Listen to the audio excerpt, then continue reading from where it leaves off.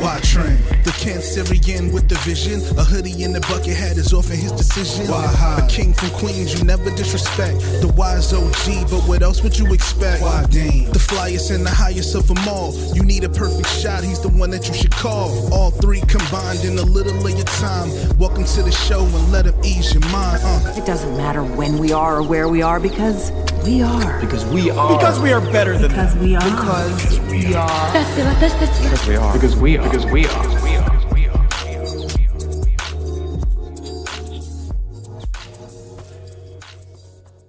How do you guys react to like funny stuff happening in like inappropriate situations, like specifically like funerals? Have you ever like been to a funeral and like whoever gets up to like sing is like terrible?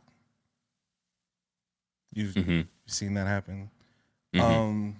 There's this clip going around on TikTok of this young lady singing a song that she wrote at a funeral. And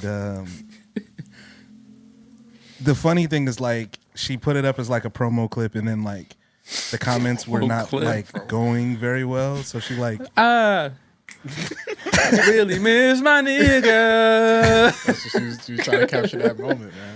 She was trying to get it off, and like I don't know. I thought that was kind of weird, and it made me think of like other like super funny things that happen at funerals that you're not supposed to laugh at, but it do be funny.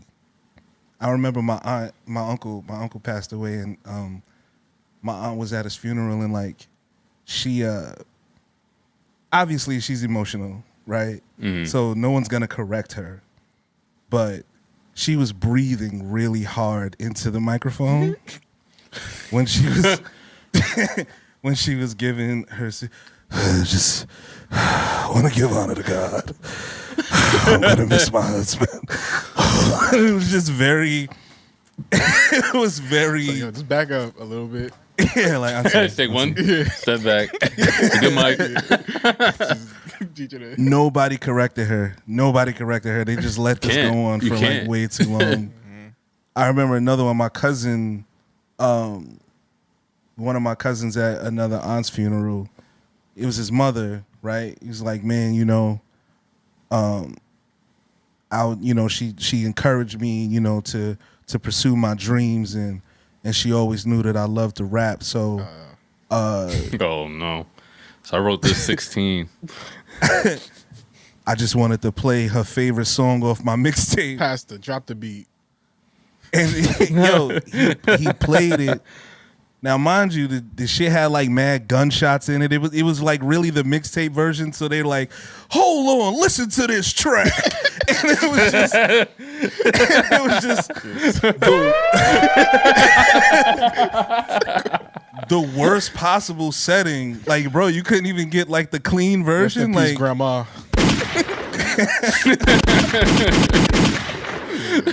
Don DeMarco. Don DeMarco. All that. And it was honestly, bro, like certain things be like funny or inappropriate at funerals, and like, do you hold it down or like? No, you just. I don't. I'm too immature, man. I'm not proud to admit it, but I am. I was at a funeral one time. I think it was from my granny. So my grandpa's mom. And older woman was like going up to the podium to speak, and she kind of stumbled, like while she was walking up there. But like, it wasn't that made me laugh. It was everybody like, how sometimes in TV shows when there's like disgruntled noises where it's like everybody like murmurs a little bit, where it's like, oh, like everybody. So that happened. Audible gas. Yeah, audible gas, pretty much. Like, oh, like oh, got a thing. And I just looked at Darren, and he was looking dead at me, and we just started cracking up. And I'm like, y'all, I'm glad we're not in the front, because this would have been real bad. Yeah, and it happened again. Like there was another person that also. It was like that step.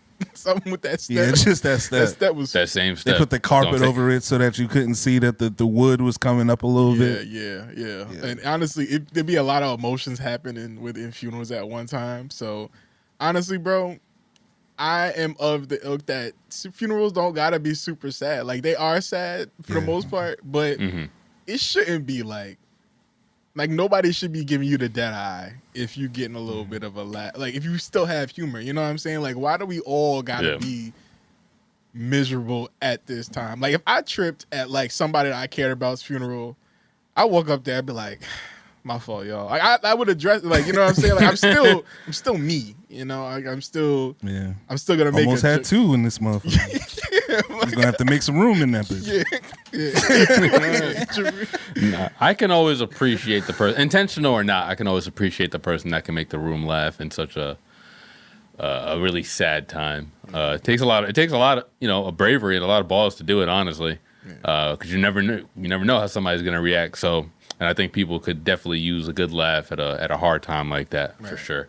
I always love it when like the uncles or the cousin that's like the same age as them go up. And then, they're the people that, crack jokes on each other, and they just crack jokes on you like, oh, you're not going to, it looks like I'm not going to get that money from you now, Like, that type of shit. I always appreciate those people that go up and be real. Yeah, remember how they were, man. One more story about this, and then we move on. But, like, at my grandma's funeral, not my mom's mom, my uncle went up and said some things, and my grandma ain't really fuck with my uncle like that. And so he was talking. Those are always the best too. He was telling the story, and you know these people too. But like he was telling the story, and he was just talking, and you can tell like when people not really really vibing with it, like in the crowd, like nobody's giving you anything. Like you might say something, might wait for a pause, and nobody gives you like, yes, Lord, or something like that. Like nothing. They ain't give you no type of like no feedback. Yeah, no feedback or nothing. They just letting you kind of go off. No crowd participation is crazy at a funeral. Yeah. So one of the nothing. Just no. Yeah. He didn't know how to control the room at all. Nah. But one of the things that he said was that my grandmother, she ain't like to snap on people or nothing. She was very like respectful and all this other stuff. And so everybody was kind of like looking around like, who you talking about? Yeah, so my dad went up, like he followed up and went up and he was talking and stuff. No. And my pops was pretty much like, this nigga. Like he was pretty much like, he pretty much went up there. Fuck what this nigga was talking He was pretty about. much just like, hey everybody. Anybody that knew that she would snap on you in a second. And whole crowd start laughing because we all understood the joke because it's like you might have not got the joke because it might have been about you, but so it was a whole thing. And I was like, wow, that was talk about knowing your audience, right? For sure. But, Facts. Now that matters. Don't let people talk at your funeral that didn't really know you, bro. Like, I have people already set up. Like I have like if y'all outlive me, these people can speak and these people cannot. Speak. It's not going to be open. It's not going to be an open mic. We're not doing that. It's not the Showtime at the Apollo. We're absolutely not doing that. Would y'all plan something like funny or just like off kilter to happen at your funeral? Like I saw at my own funeral. Did you ever see the clip at your own funeral? Yeah, I saw the clip that this guy had like an audio playing of him knocking on the thing. Yeah, knocking on the thing like, hey, let me out. Yeah. It's dark in here. like one last bit. One last bit. Yeah, like that's funny. I really want like at the wake, I want the organ player to be playing I'm About to Go Lay Down. I don't care what else is going on. But I'm about to go lay down. Like I want them to be dead serious, completely unironic. But I want that to be the song at my wake. That might unironically be the saddest song to hear at the wake for some reason. Yeah, it's gonna make everybody start bawling even more. Yeah, different reactions to what you intended. I would like record a video for people. If my death is timely enough to the point where like I don't. Like if I had the decision to make that happen, like if I found out something was happening, I was like, all right, I got time to make a little little video and just kind of, tell the reaction. Like, all right, listen, sit down. Hey, calm down, sit down. Everybody just sit down. Just calm down. Like, just one of those things where it's like, it feels like I'm talking. I don't know. I would appreciate. Well, I wouldn't feel anything, but like I would appreciate knowing that in the moment maybe something would happen and where I would be able to call something out that's happening at my funeral or my wake and be right on some like Dave Chappelle Tupac shit. Like hell yeah. I would love to be able to do that for my family one last time, family and friends. I would find a doppelganger from somewhere in the world where nobody I know is, and then hire him and tell him, hey, just show up at my funeral, sit in the back, don't say a thing. With shades on, with like deep shades on, and just like sitting in the way in the back. Yeah, motherfuckers is just make sure you're wearing a hat. Eagle shit, just like certain things is just like man specific. Yeah. That's crazy. That's and just don't say a thing. Yeah, don't say nothing. And honestly, that wouldn't be like you could probably get somebody in your family do that. Did I tell you how that one time I went to Damon's graduation party and everybody there looked like Damon? That was the craziest thing to me, bro. I had trouble finding this nigga sometimes. I was like, bro, why does everybody in here look like you, bro? That was my first time like really meeting like a lot of his family. And so I was like, yo, a lot of people in here look like Damon. So, like my dad's side. Yeah, bro. I was like, yo, this is my dad's side is the black side, so yeah.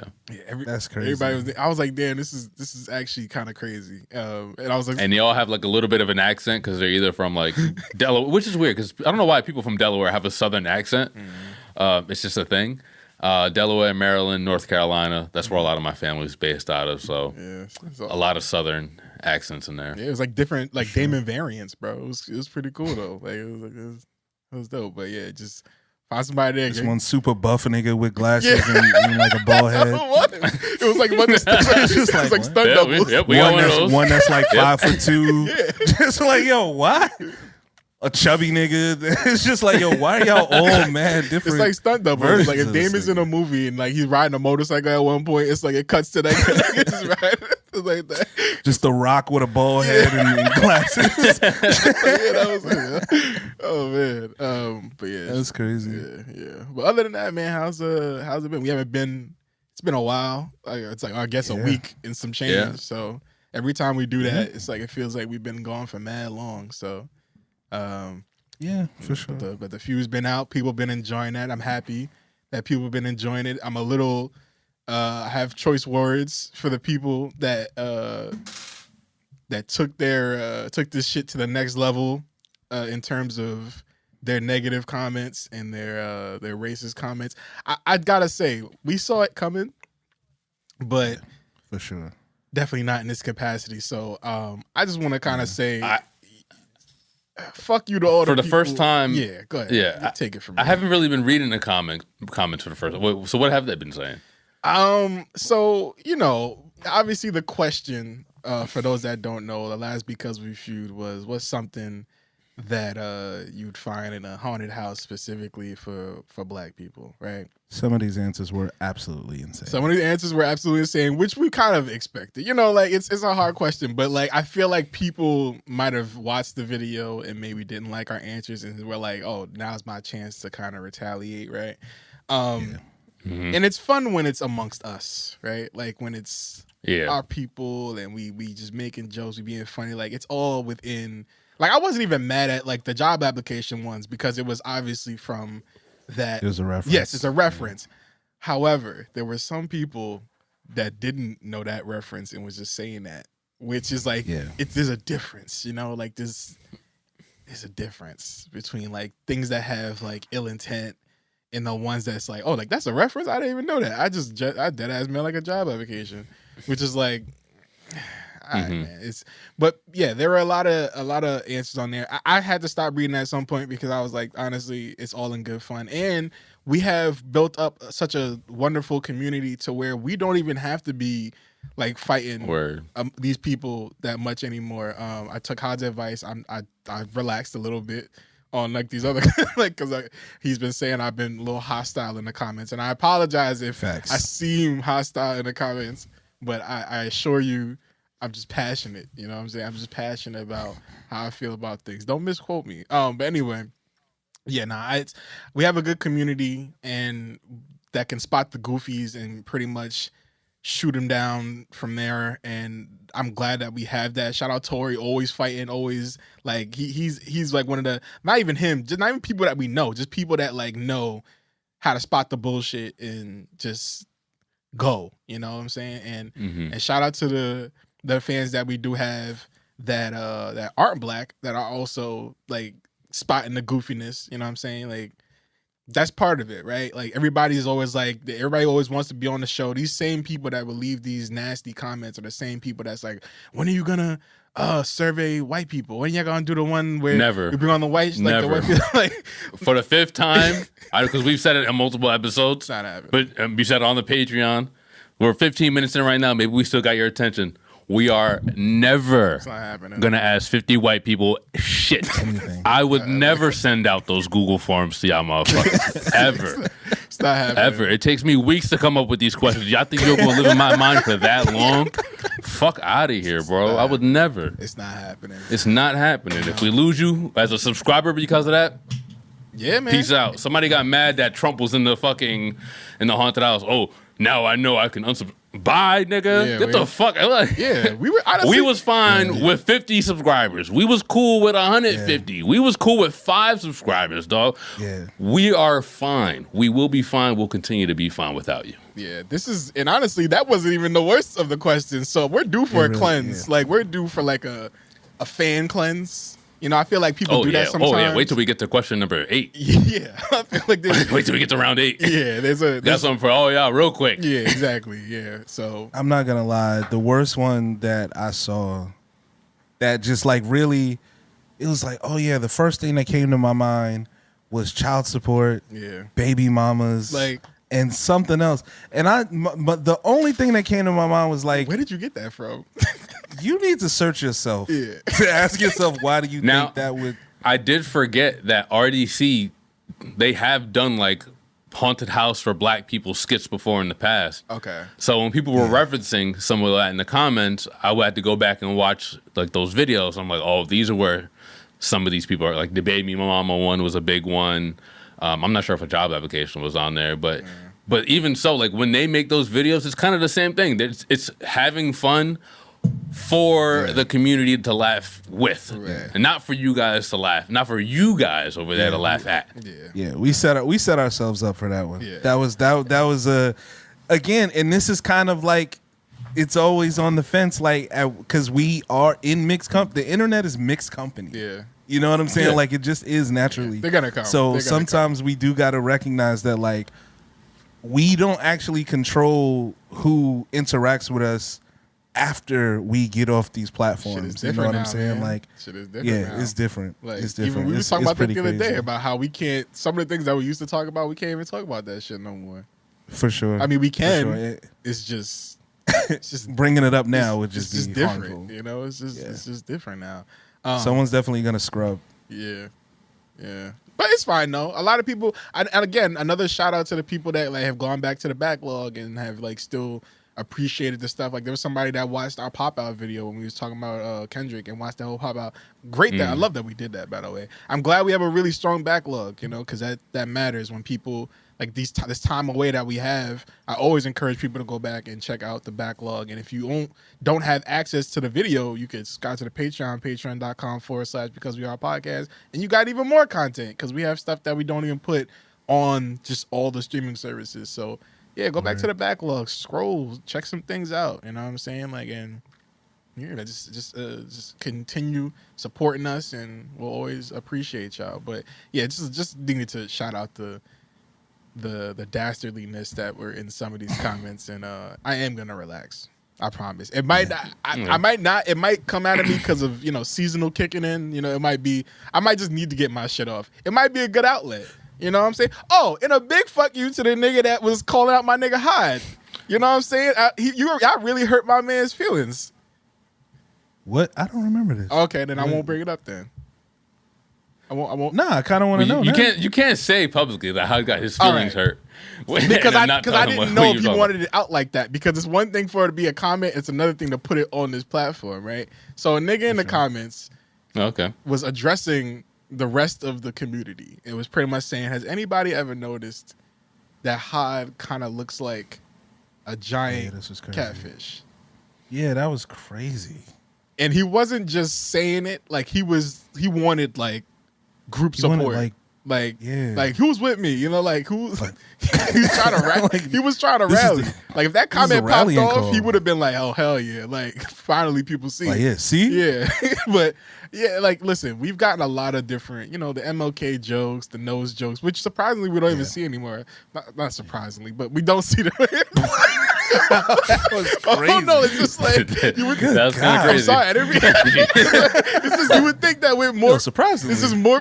Everyone's used to it now. Like, it's not just... No, it's just when we had like 1,000 subscribers, niggas was commenting that shit every time we drop something. But now for we sure. don't really see it, and we do have a bigger reach. So I'm like, nobody's saying it, but you know, it's interesting. It's interesting how people don't say that. That's what I meant by that. I don't think that is true.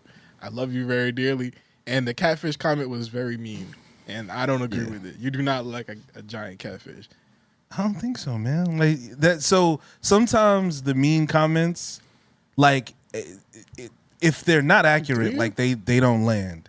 The ones that land are the ones that like I agree with. Yeah. Did you just He Google said, what "Do a you?" catfish?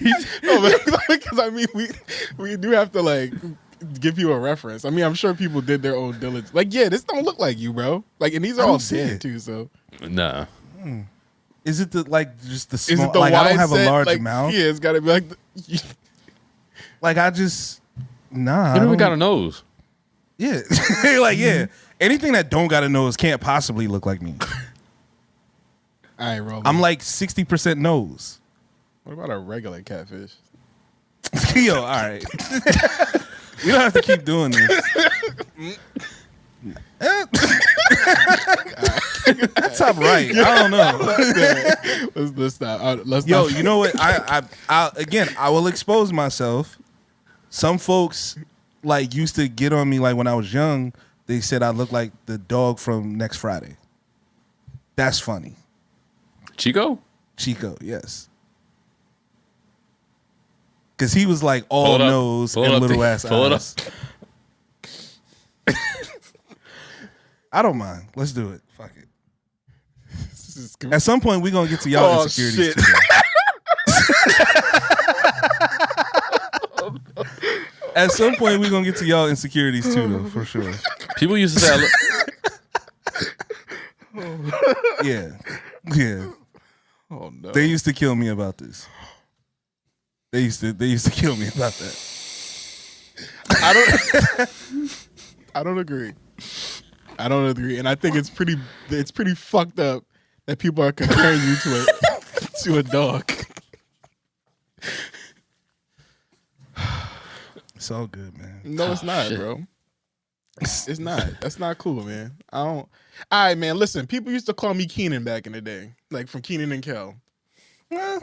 Before I had facial hair, I was Keenan, bro. But that could just be about you being funny too, though. No, it was because I was funny, big, and was- jolly. I was funny, big. Like, no, Yeah. that's not what they I meant. was funny, big, and jolly. And then people compared me to Tracy Morgan because of the head shape, and also just Come on now. it was just like back in the day, maybe a little bit. They got that shit on. I don't know, man. That I don't see. You know, see Tracy Morgan. I used to get this is a very regional thing, but DJ Walla, Hot 97, when I was in college. DJ Walla, I don't even know who that is.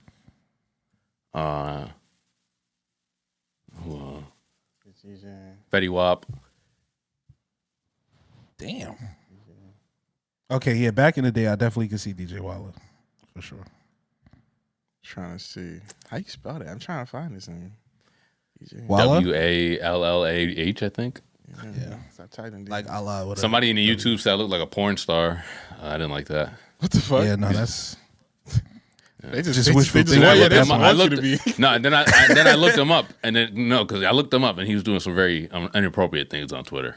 Oh man, don't get. Yeah. All right. Well, I found one, and this is I'm pretty sure you have a picture that's exactly like this.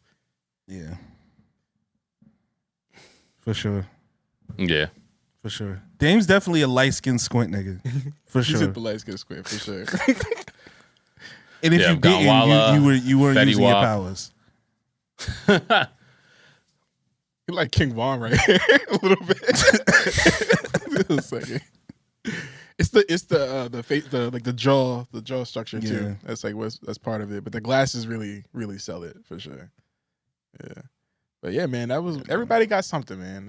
Everybody got something. Man, something, Y'all man. have any nicknames? Somebody brought this up in the Discord. I forgot who it was, but somebody was talking about how different nicknames you get, like when you're younger. Like if you fuck up, that just becomes your thing. Are we comfortable doing that on this podcast anymore? Back in the day, we would have, but are we ready to get that off? I don't know if you guys think first. I'm trying to think. I don't know if I had any nicknames. I didn't necessarily, but I had something.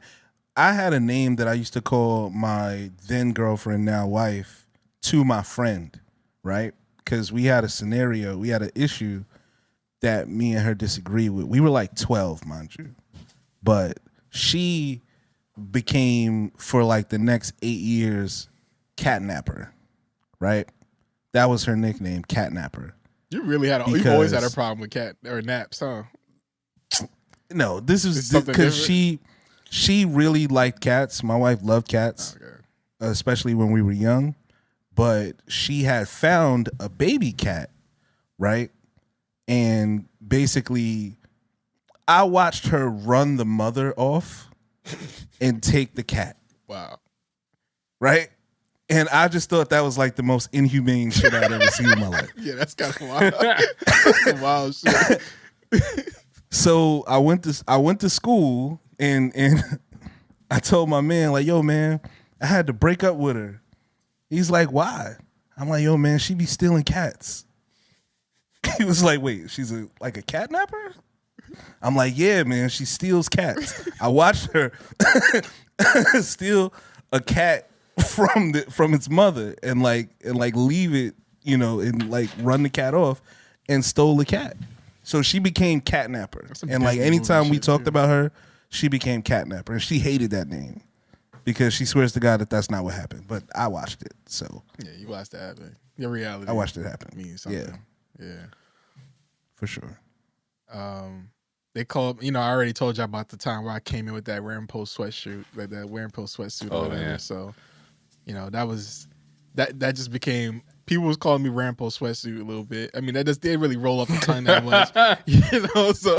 Not even like Mr. Rampo. No, or- Mr. Rampo, that would have been, it's kind of wild. Another one was one time I baked a pie for a girl, and her friends called me Mr. Baker Boy.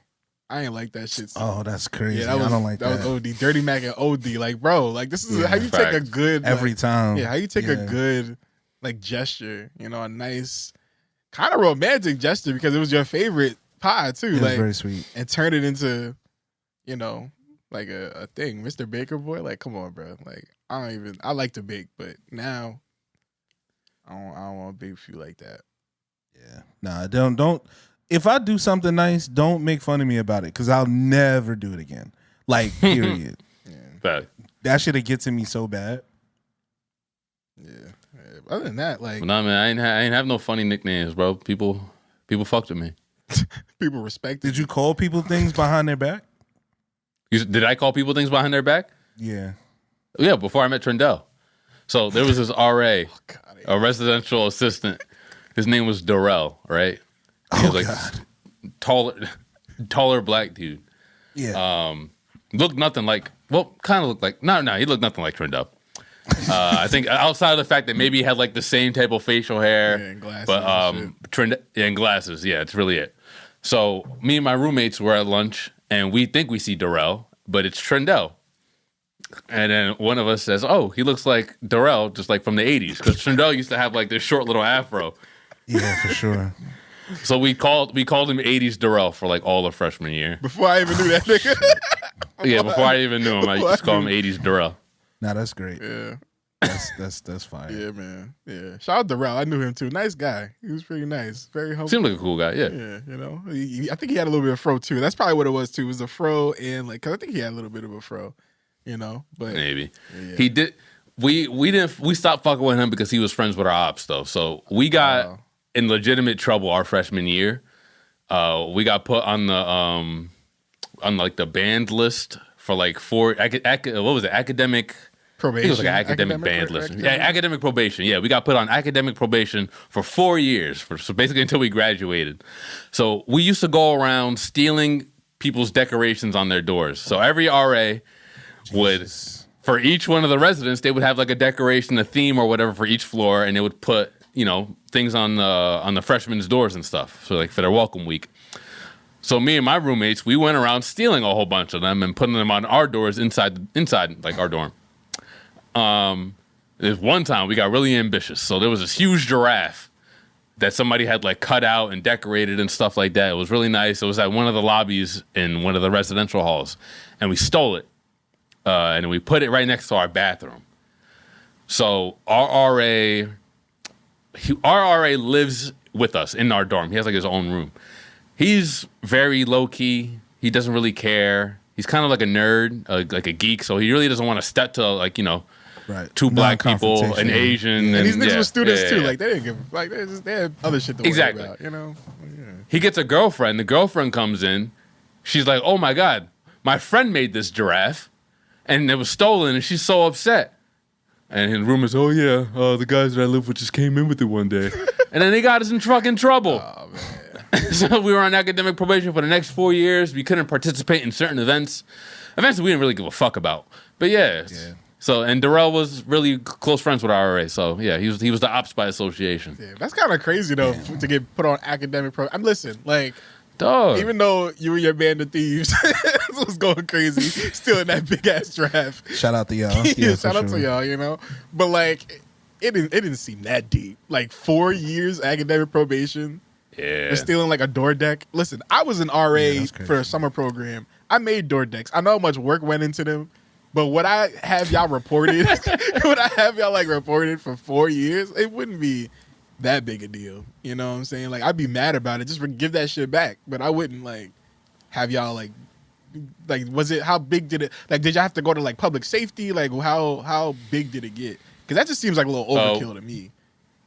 No, we individually had to go into like meeting with, I guess, I don't know what board, what people. It wasn't public safety. It was a board of like people who you'd be in trouble. Yeah.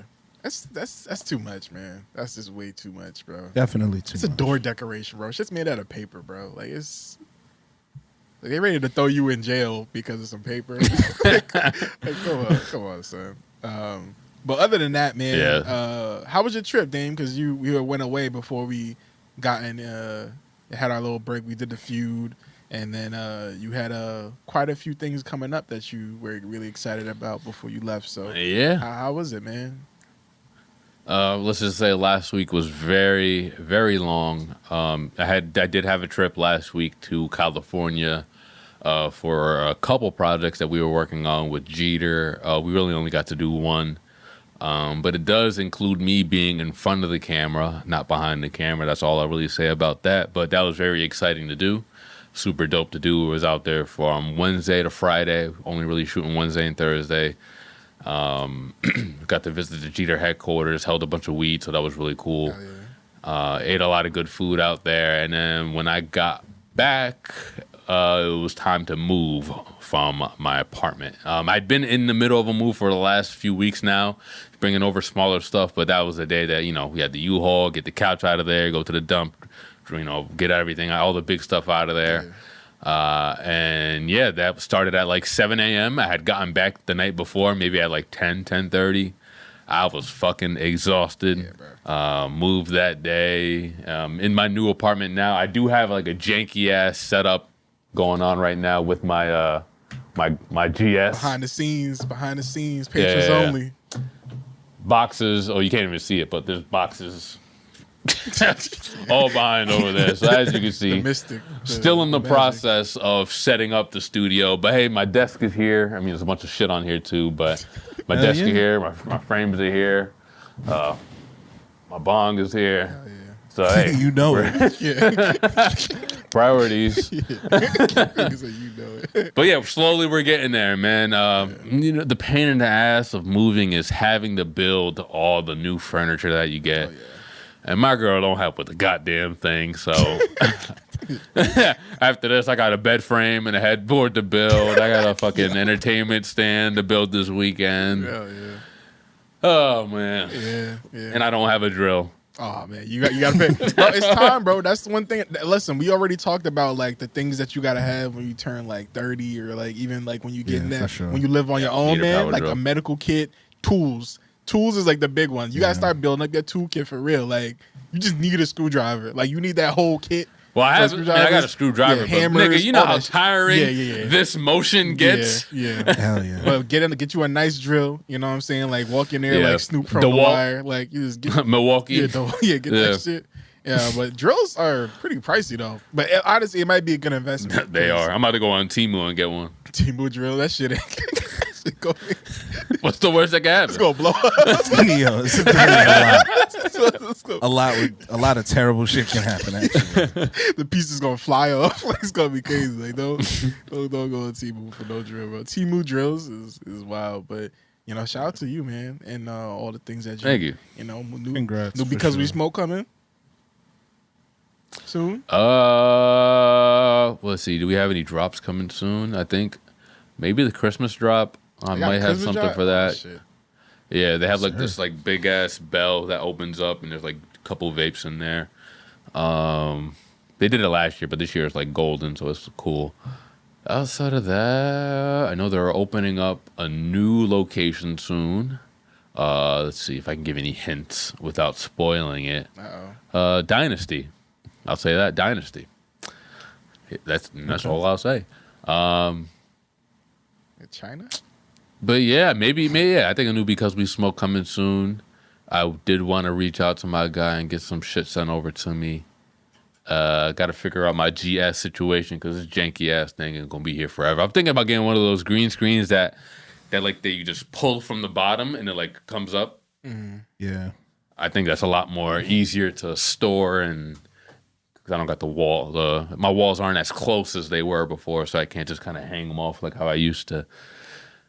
Sorry, potting, but yeah. It's all right, man. So a lot of just figuring out a lot of the spacing and shit right now. These are the moments that matter, man. I'm sure we was talking about getting the green screens on the pod a long time ago before we had them. You know, like it's crazy seeing us talk about certain things and then like upgrade. You know what I'm saying? Eventually, when people start making edits of us, it's gonna be like, oh yeah, like eventually we gotta do this thing, and then it's gonna change into us doing that thing. So yeah, man, it's happening. People, are y'all kind of embarrassed on like some of the old images that we've put out into the world? Nah, I'm not dissing.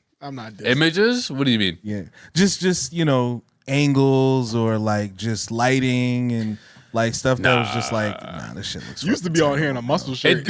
We just straight muscle shirt. Yeah, it was. And just, like, but when we used to Sorry.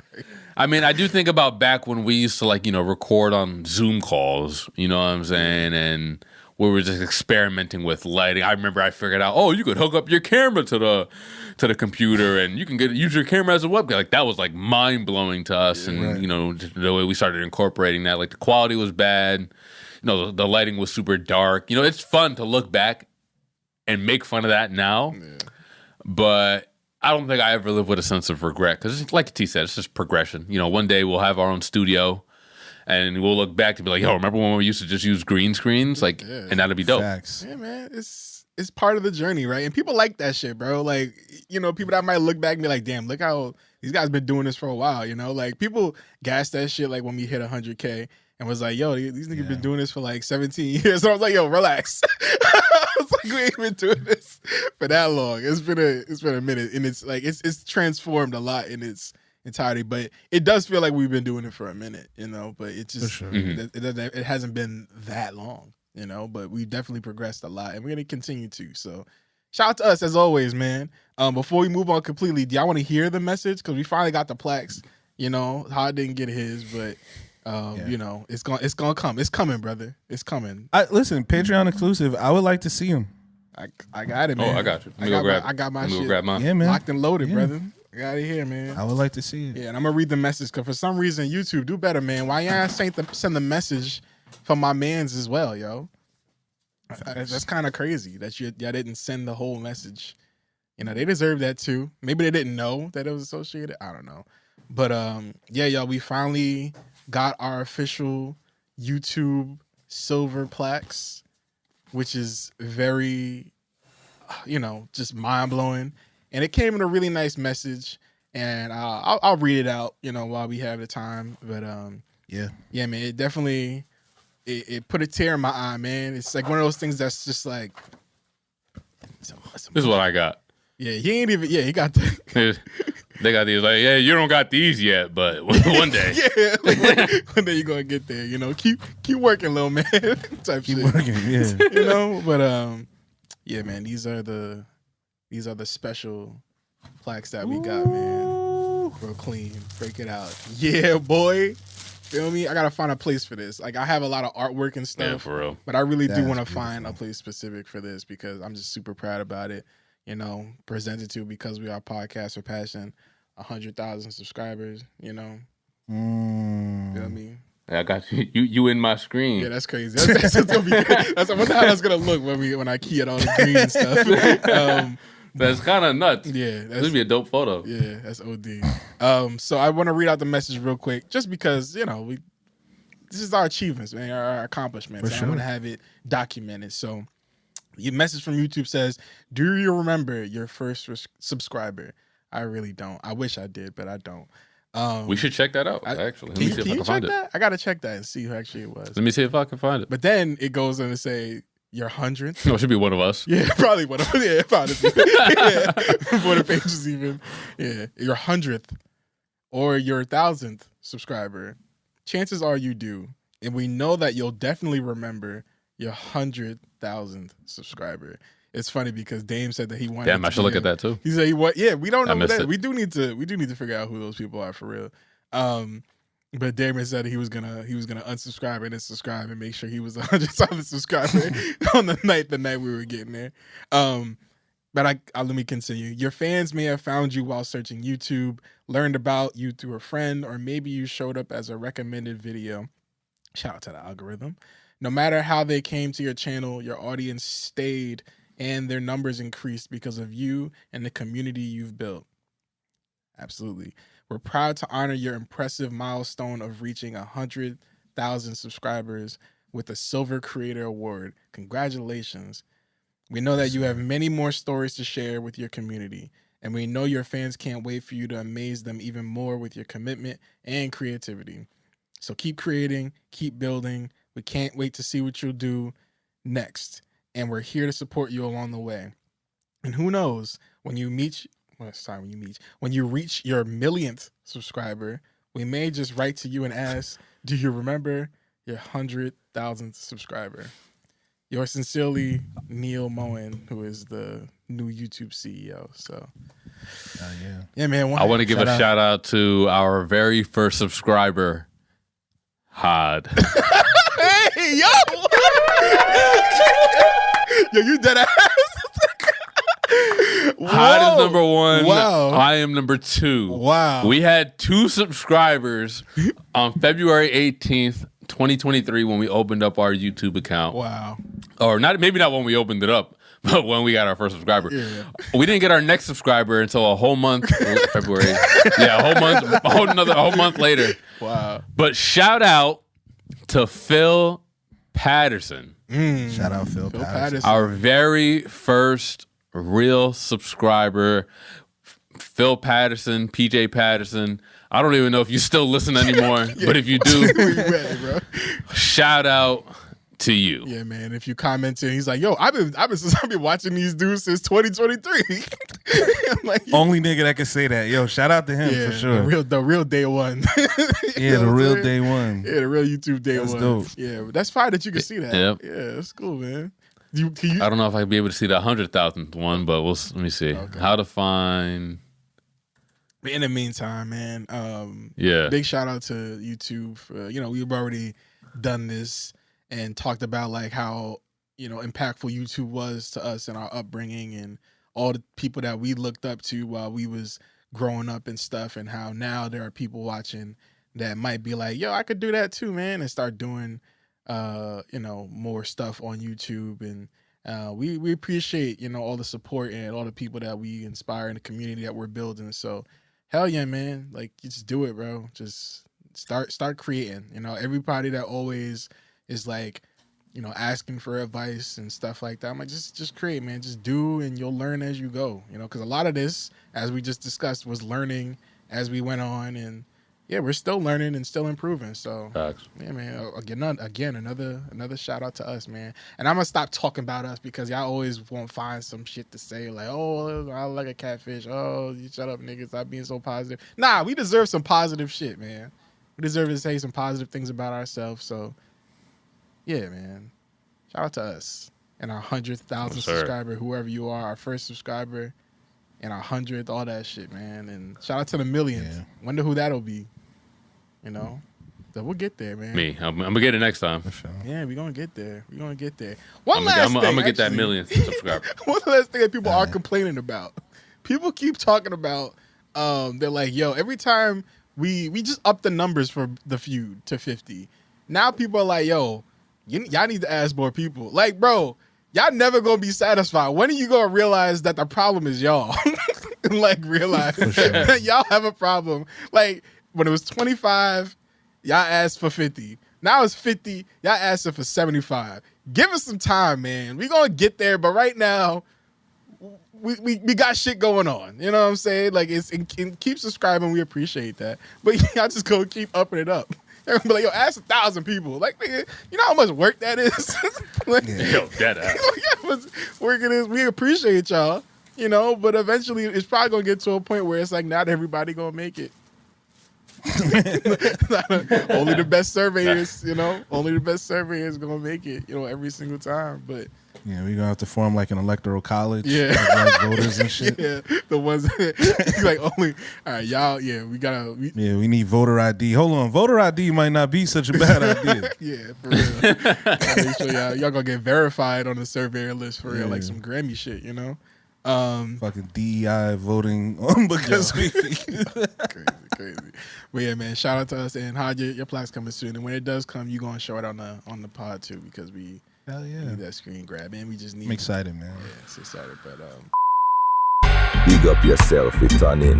If you want the full video vibes, bonus episode, enough exclusive content, link we up on Patreon. Bomboclat. It start at only $1 a month. That a mad deal, you Zeke. Tap in now. All right, enough about that, man. Let's get into some media content. Let's do it. It's because we've been away, we've had a couple different things happen. Not everything I can even remember, but I want to start with something that dropped this week, which is the Super Mario Galaxy trailer. Hey. Yes, sir. Now, I've never played these games, but I know that a lot of people do. Like, this is pretty much like the unofficial sequel to like Super Mario Sunshine and those types of games, because there's like Super Mario Galaxy, wasn't there Super Mario Wonder? Like, there's a whole different types there's that of universe. Odyssey. Yeah, like it really all started. Like, it really all started with Super Mario 64, right? Yeah. The first 3D Super Mario game. Right. After that, I believe it was Sunshine on GameCube, followed by Galaxy on Wii, and then Galaxy 2 on Wii U.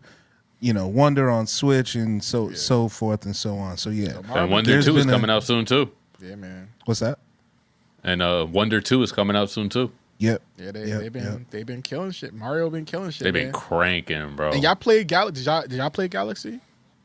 I didn't. I only watched my cousins play. I never played it myself. I wonder if it's as hard as those original, like, because everybody always talks about how Super Mario 64, even though how fun it was, some of the shits are really hard. And also, like, took 100% it, and Super Mario Sunshine too. Those games be really hard to 100%. But that's neither here nor there. But they dropped the Super Mario Galaxy trailer. We are that much close to building out the Nintendo Cinematic Universe, and I want to watch this trailer with y'all because I didn't get a chance to see it yet. But I've been seeing people talking about it. Let's do it. I've had to neglect it for the last 2 days, so I want to watch it with my niggas. Let's watch Let's do the it. Super Mario Galaxy movie trailer. Yeah. Let's get it, man. Y'all know the deal. Let me know if y'all can hear it. Yep. My guy.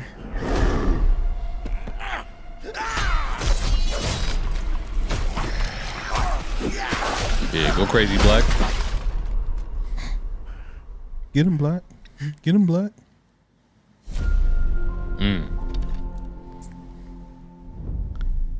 Hey, big guy! You wanted to see us? Don't move, I'll be right up. Sipping the soup, cleaning the paint, boodle-little, boodle-little, and also trim the bonsai bush. Here we go. Jack Black gonna find a reason to sing. Hey, Luigi. What's up, Mario? You don't fuck with that I made a nigga. masterpiece for Princess Peach. What do you think? Love the colors. It's trash. How dare you look at my masterpiece? As he breaks it. I'll burn the skin off your bones. Wow. Sorry about that. That's the old Bowser talking. Still working through my demons, I suppose. Anyway, I need my 8 hours or else I really turn into a monster. Look, they have a little Bowser castle. Little setup.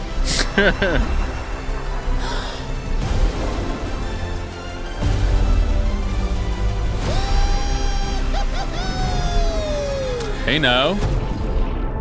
Underwater levels.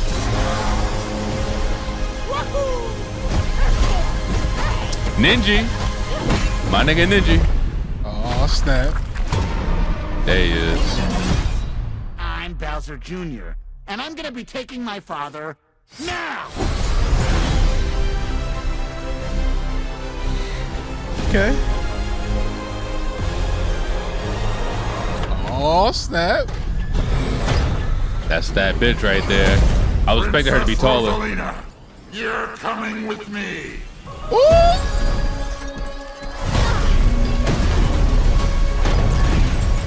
Yeah, stop playing with her. Got it.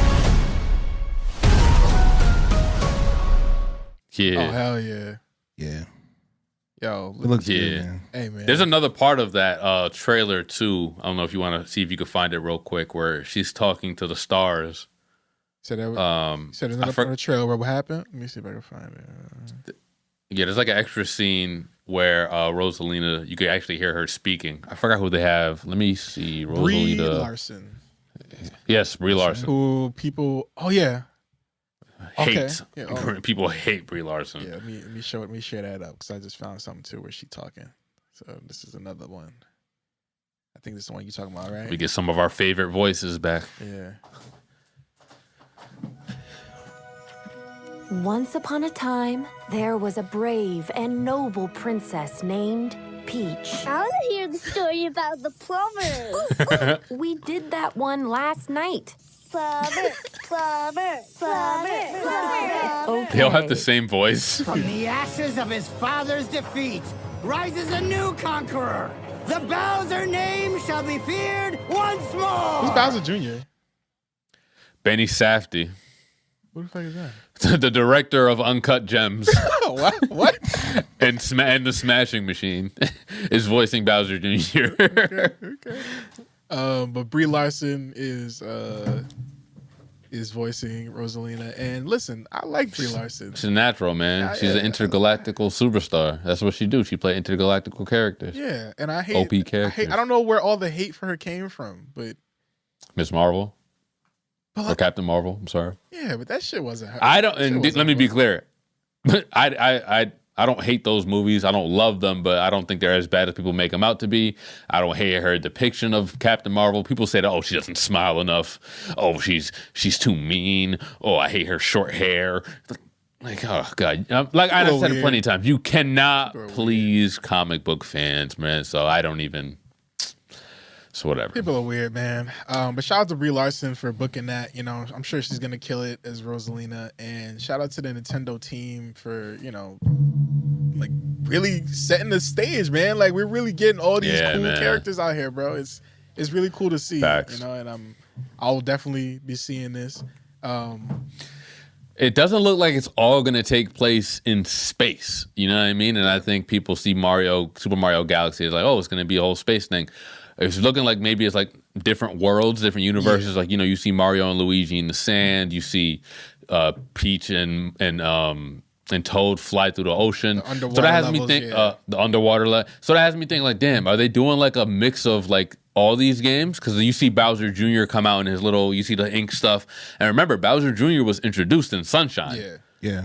So I'm thinking like, damn, are they gonna have like a Sunshine world to pay homage to, so we can see those characters? Are we gonna see a little bit of maybe a little bit of like Mario Odyssey, a little bit in the underwater stuff there? Like I'm very curious, man, because it seems like they're doing a lot all at once, introducing 2 big time characters. But I'm all in, bro. Rosalina is by far my favorite person in my favorite character in the Mario universe. I use her in Mario Kart, Mario Party, any game medium that she is in. I'm going to be using Rosalina. I love her. She's cool, man. She's cool. I think we probably get Chrome Mario based on some of what I saw there, the painting, which would be extremely cool. All the painting that happened in the beginning, I feel like that might be, you know, and also Bowser Jr. being like that whole, I think we might get that too, because like that's usually what they do in these types of movies. Like, how you gonna meet your match? It's got to be the person that has been fucking us up this whole time, which is Mario, right? So we got to make another Mario. They did it with Sonic, Metal Sonic, all that shit. Yeah, so it's gonna be. I love how all the bad guys just like love Luigi too for some reason. Yeah. Like, he's dope, man. What's up, Luigi? Yeah, like, bro. It's like, nigga, he's holding you captive too, nigga. It's not just me. That's your brother. That's your ops brother, bro. But like, he's really cool, and I hope that, you know, again, we get, because we know it's coming eventually with the whole like Luigi spinoff with Luigi's Mansion, all that stuff. Like, it's a really it could be a really spooky movie with Luigi's Mansion, all that stuff. You know, like I'm hoping that we get something addressed there. Also in the Super Mario movie, like little like end trailer, we did get introduced to the Yoshi egg, so I'm sure we'll be seeing a little bit more Yoshi in this movie too. Hopefully, if they have plans to do it in this movie or in another type of movie. I'm not sure if they're in the same, like, it looks like it takes place like right after the other movie ended, so we'll definitely get some Yoshis involved too, and then we'll see what they're going from there, because there will be some again another post-credit scene, I'm sure, and they'll probably keep it going because they have the blueprint, so might as well just keep it going from here, man. But I'm really excited for that, and it's building, bro. It's building. Nintendo stock shit going up. Shit going up. For sure. Also, other movies. Well, we can talk about game stuff now. I did remember the Michael Jackson movie, but so we should talk about that later on. But you know, yeah. In terms of game stuff, right? We got the Game Award nominations that's coming on Monday. I'm really excited that we'll cover that next week. Really excited for that. But other than that, Steam, or Valve, I should say, just announced their next big console. You know, like the Steam Deck came out a few years ago. I have one. I've loved it ever since. But now they got the Steam Cube, or what's that shit called? Steam Machine. Yeah, the Steam Machine. But people are calling it the Gabe Cube. The Gabe Cube. Because of Gabe Newell, president over at Valve. Yeah. Steam Machine was just got announced this week. It really is kind of, you know, I think I've been talking to y'all about just the lack of time, right, when it comes to like gaming, and we had a whole saga when it came to like the PlayStation 5, right? When I couldn't find one in stores, and like, please go back and listen to those pods when I was having trouble. that was a whole 5. era. Yeah, that was a whole thing. Yeah, like, that was a whole era, and now here we are. I've had my PlayStation 5 for about a year and a half, maybe 2 years now, and I'm ready to return it for a Steam machine. You don't have to. I'm absolutely, dog. We're already talking about PlayStation 6. I really feel like Sony hasn't really released, like, what's the PS5 game? I feel like we still don't have like the PS5 game, the killer app.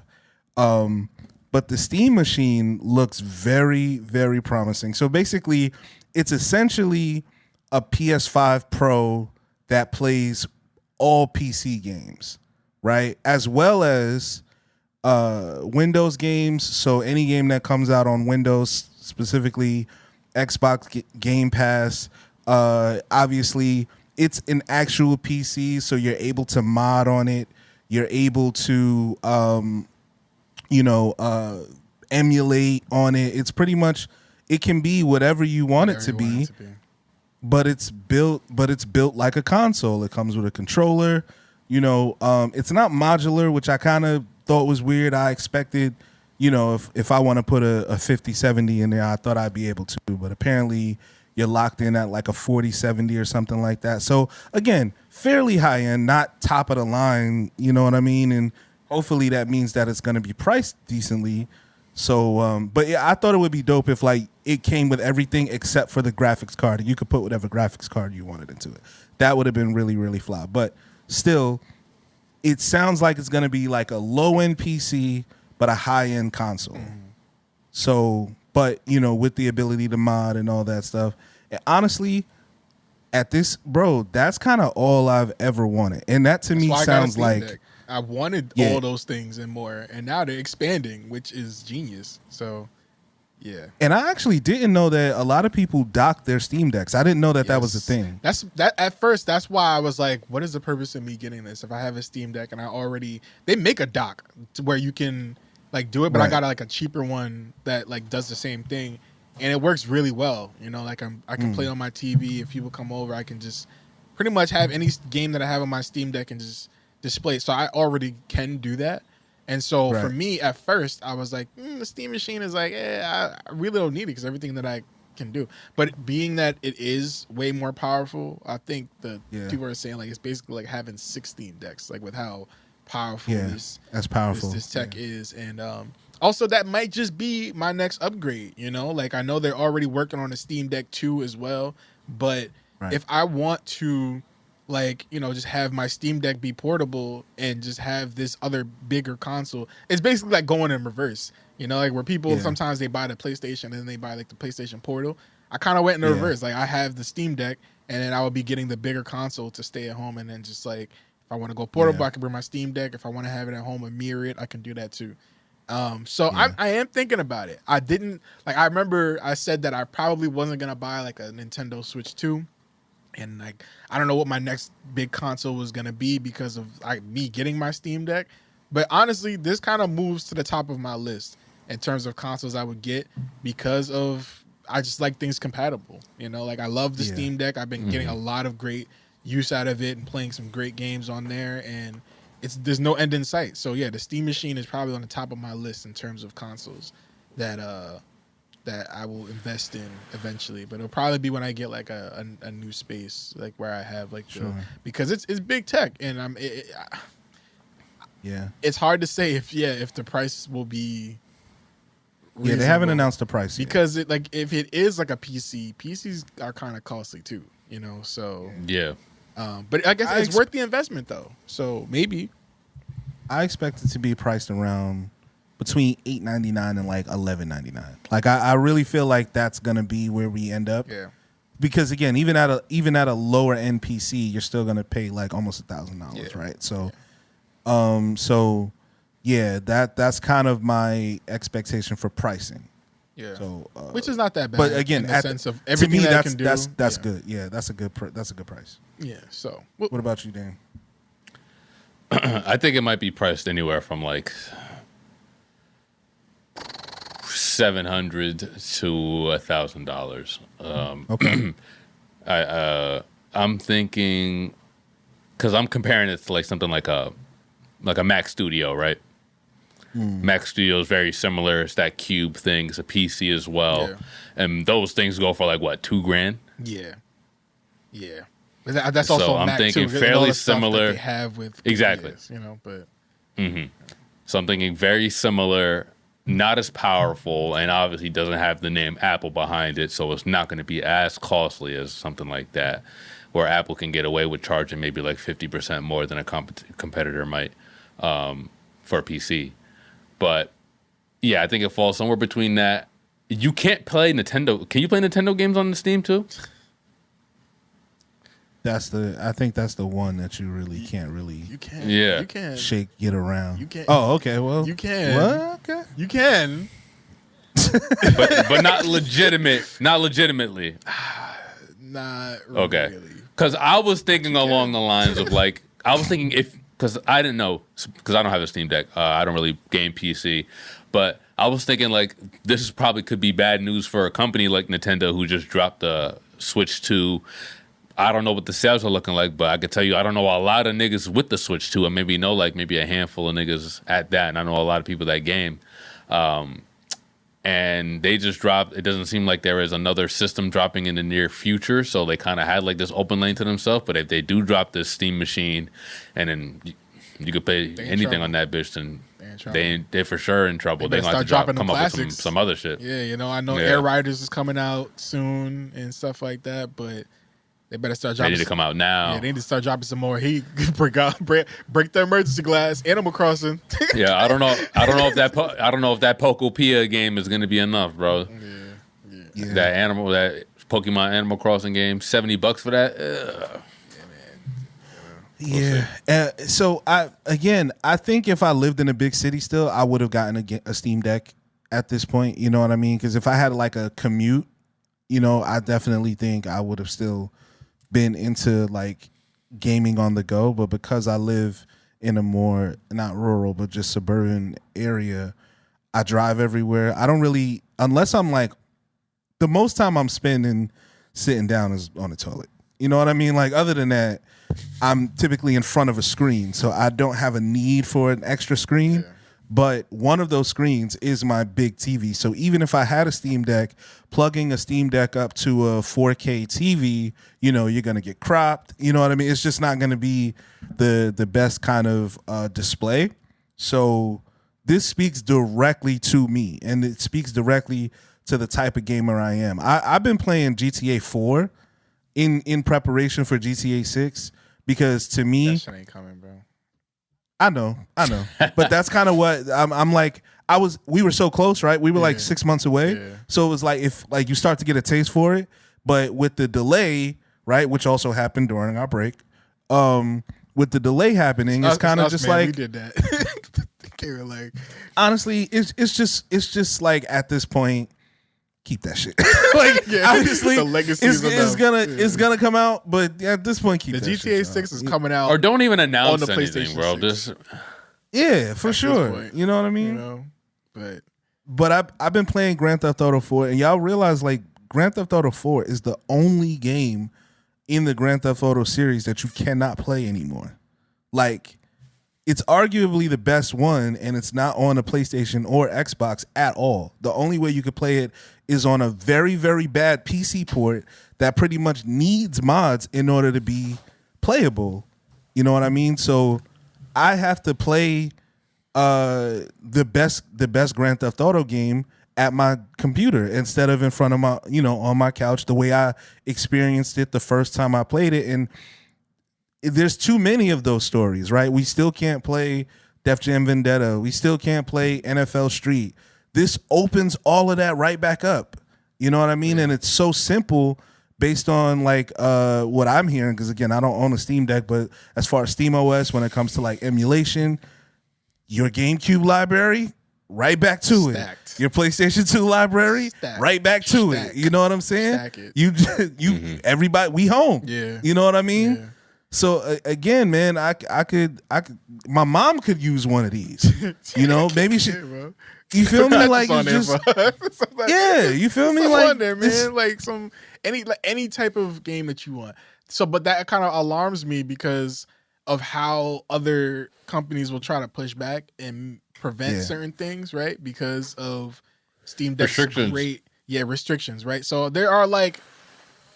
I'm not promoting this. Y'all do what y'all gotta do to play whatever games y'all want to do. I'm not promoting in any way, all that shit. Yeah, all that whatever. Sailing the high seas, all that shit. But I will say there are some games that you do kind of have to really search for because it's already been like a crackdown. So, like for example, A Link to the Past, right? Sure. super like classics like that, right, are harder to find because of Nintendo knowing what it is, right? They're very strict about their games and how they're accessed and stuff. So you will have to do a little bit of work to find certain things. And I imagine that with this Steam machine coming, it'll probably get even harder.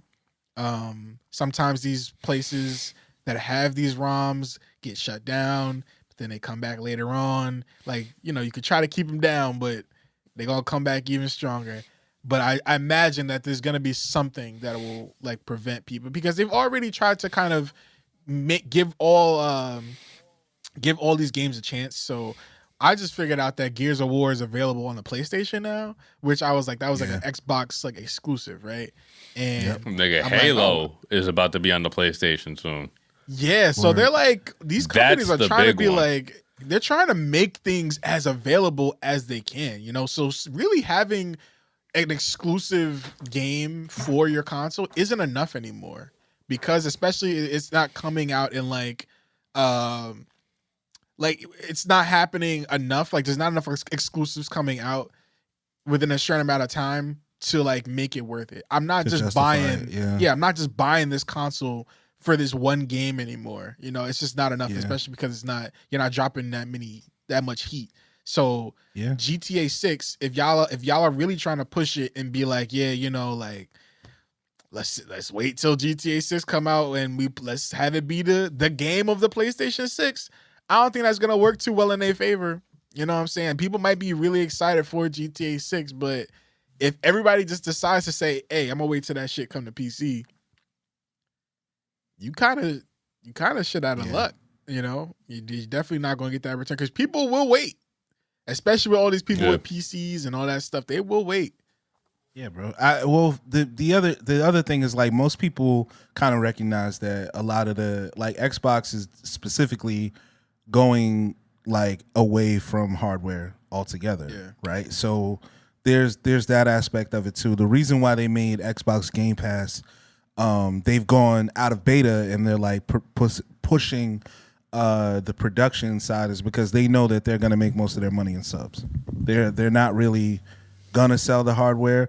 And that's another reason why I think the Steam machine is going to be a little pricey, because I don't think they want to directly compete with Xbox and PlayStation. Like, I think they want to compete. I think they want to own. They can win. They could. They could win. They could for sure. So that's why I'm like, with certain, you know, because the other thing is, you can build Windows into the Steam OS, so that, again, games that are based in the Xbox ecosystem will be available. So again, that leads to, if you still want to play Xbox games, you can play it on the Steam OS. PlayStation, again, during our break, announced that PlayStation Portal is a direct cloud gaming platform now. You can still do the remote play, but it's also cloud-based. So it sounds like PlayStation is also going to move away from hardware at some point. So if I have an Xbox subscription and a PlayStation subscription and I have a Steam machine, that literally completely eradicates the need for a console. It really does. And I just find that the prospect of that extremely interesting. Now, this also brings me to my point that we talked about before the Steam or the Nintendo Switch 2 came out, where I was basically saying that I think the Switch is Nintendo's last console, like like actual physical console, because if these games are harder, right? This is what my prediction is. I'm just throwing shit at the wall at this point. If they're gonna make it harder for emulation, which I expect to be happening, because there's no way that Steam machines it would dominate, bro. You can get anything on that shit. It's like having a PC. Like, there has to be some sort of pushback from one of these companies, right? And Nintendo would definitely be the one to be like, nah, run me my money. Yeah. Like, let's lock this shit down. So if Nintendo somehow succeeds, right? I don't think it'll be completely successful because it's hard to do. But let's just say you can emulate anything you want on a Steam machine except Nintendo games. There's a demand, right? Nintendo got a lot of hits, a lot of classics, a lot of things that people like. If Nintendo now goes to their own cloud-based version where it's like you have all these games available, but it's only on this like Switch network, whatever. Like maybe it's through the app, right? Like maybe they come up with their own subscription base where you have access to it wherever you want to go. That's good competition because of Nintendo's backlog and everything that they have. Will it be able to compete with Xbox classics, PlayStation classics, and the games that come out on Steam or PC directly? Who knows? But I do know that Nintendo would be the people to do that. Like they would be the ones to be like, if you want to play our shit, you're gonna get our app, and that's how you're gonna play it. You know, so I could see that being a thing. But yeah, I definitely do think now that everybody's moving away from like physical consoles, I do think that the Switch 2 is like, or the Switch, it's going to be the Switch 3 if they come out with another physical copy or hardware. But I think they're done with like, I think we're out of that era of physical consoles, which is sad too, because that leads to us getting away from physical media. You know? No, I agree. And that's kind of an issue for me. I don't know about y'all, but I'm starting to build up a physical media archive, even just with like music. So I can imagine how bad it's going to be with me with games.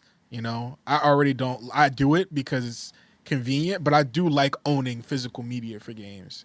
You know, I just bought the physical copy of Clair Obscura to be coming later on, but nice. Hell yeah. Yeah, like there's certain things that in some games, like Dame, I'm sure you know how you too, because you had a PlayStation 4.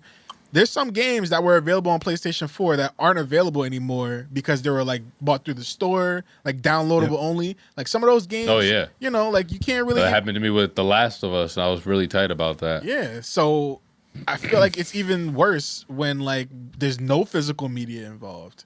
So that's just one of my big fears with that. But shout out to the Steam Machine, man. I really hope it does well. It's got my attention now. I'm not gonna lie. Hopefully it's groundbreaking enough to where Steam becomes almost like not a regular, but you know, it becomes a name within the competition. You know what I'm saying? I feel like Steam people who game on Steam, that's like a very niche community. Yeah. You know what I'm saying? Like the casual gamer might not even know what the fuck a Steam Deck is or what Steam is. Like they just know PC gaming. They don't think when people say that, oh yeah, I game on a PC, they don't think they could be referring to a Steam, you know, or something like that. So it's been a sleeping giant, man, because the casual gamer now is like, or like it might have just been for more people that game more, but like now even just regular people, I think it will be one of those things that people look to of like, I need to get on that. I can get anything. Think about it. Like it just the appeal is there. The appeal is there. So I do think it's a terrible fucking name though. It is. Steam Machine? Like Steam Machine. Like that's a terrible name, thing, dog. I kind of didn't like the way it looked either, but you know. I like the block. I looked up a few different I went on their website. They had like different like covers and like different colors for like the front of it. It looks pretty fly. I'm not gonna hold you. I did see the little. Because I had a GameCube, bro. I still have a GameCube, so no, I'm into it. They actually said that they're gonna release the CAD files for the 3D printing, and you can put anything on there, which I think is hard. OD fire, bro. They're just gonna release it so that you don't even have to, like. First of all, once like artists get a hold of the CAD files, they're gonna be making. You're gonna see all types of shit, and it's gonna be a Somebody's business gonna in make itself. a claptrap. Yeah, people gonna be. It's gonna like. There's gonna be mad Temu shops popping up making for jobs. Steam Machine. But the thing though with console game names like PlayStation, right? That was a hard name. Yeah. Xbox. You know what I'm saying? Like those sound the GameCube. You know what I'm saying? Those shit sound like, oh shit, what they got going on over there? No, there's a few misses on there. The Wii. The Wii. Yeah, the Wii was crazy. The Wii, but you, like that was wild. They was wilding on that. The Wii U. They was tripping. Yeah, bro. Like, yo, what? Yeah. They really ain't back with the Switch. Genesis, dog. The Genesis. That's what the first, like, the Genesis. That's like crazy. Yeah, the Genesis, the Sega That's hard. Genesis, the Game Gear. Yeah, you know what bro. I'm saying? It sounds like some shit you strap to your That's chest. pretty whack. You know what I'm saying? Cast, bro. Like cast your dreams, bro. Like That's what, yo, bro. Way before its time. Whoever came up with that was overthinking. They were high as a Dreamcast, motherfucker when they were too ahead of its time. That was the first console to try to introduce online gaming, but they were too ahead of the time. The internet wasn't even like buzzing like that as much, but yeah, they were. I think the original Dreamcast name was like the Nintendo Dolphin, which I thought was a real fly name back then. I don't think I like the Dreamcast. The Nintendo Dolphin, nigga. They got that's nothing just to what do I with remember gaming. being called. The Dolphin. I just imagined it was going to be like an off-white, type thing. And I thought it would have been fly with like a blue, like, I don't know. It was 1999. Yeah, like, I don't know what at to the tell time. But the Dreamcast, bro, like that was one of my favorite console startups. Like really underrated. Same. Yo, get back to giving us really great fucking console startup noises, man. I'm sick of it. Y'all really dropped the ball, especially. I mean, the Wii had that little like. I think we back in the day we reviewed. All the console startup noises. Remember that, Dame? I thought that was pretty fun. Yeah. But like the Nintendo Wii, shout out to Gideon. The Nintendo Wii one was just like a little advisory in the beginning before it got to the noise. It was just like a yo, be careful when you play this shit, man. Like, watch out for your TV, bro. Put the strap on. Put the strap on your wrist. Yeah, bro. It's like a disclaimer, just making sure that niggas don't hurt themselves or like break. Do not call us if you black granny eye. Yeah, bro. Because you tossed this shit. That shit was so unsexy, bro. Like, give us the fear of having to turn on your console and turn the volume down so that your parents ain't hear you when you was turning it on. You know what I'm saying? Like, when you supposed to be asleep. Bring us back to that. And I didn't like when PlayStation started giving us that whole orchestra, like the like, all right, bro, like give us the fucking Halo noise. Yeah, bro, like that's great. I love orchestras, but give us a jingle, bro, something. Yeah. So many nights I fell asleep to that PlayStation 4 menu aura noise. Yeah, bro. Yeah. And that fucking blue ass screen before I finally changed it. I turned that shit off. It was depressing. It was almost depressing to me. I almost felt bad, playing video games. It was dystopian. Honestly, yeah, it felt like it was just mad, like slow and just ambient music, and it almost made me. Truthfully, it made me want to like OD. I was like, "Yo, should I be playing these games right now? like what's happening? Should I be doing meth instead?" Yeah, it was like a sad scene. I don't know, but I always turn my music on. I don't want none of that shit. It should be customizable. Yeah. You should at this point be able to put whatever startup or because that's what I did on my Steam Deck. I made my own startup. Like I edited it and Premiere and everything. Yeah, bro, my shit's serious. Well, remember, I did not know you could do shit like that. I did it. The PlayStation anniversary thing that they were doing because we are music and shit. Almost, it could have been. Yeah, I think I did try to do that before I made my own custom shit. But yeah, I did it, man. It's there. Yeah, that'd be hard. Yeah. I think the closest thing that PlayStation has done recently is when they did like their anniversary series and they brought back changing the theme to whatever. I don't think I don't think it does it now, but on startup you could put like the original startup noise and all that, and that was really dope. Yeah, that was that they did that. Sure. I had a conspiracy that they were just gonna keep it but charge us for it, and make us do that. But yeah, I'm not gonna lie. I had the PlayStation 1 startup. And then the PlayStation 2 noises, like everything about it, bro. Just having the noises of like going from like when you're scrolling, like somebody was doing it for the love of the game, like for they really did. Was like, they was like, I'm gonna kill it with this one, Everything about the startup noises, fire. But enough about that. Yeah. What y'all want to get into more game stuff at all, or?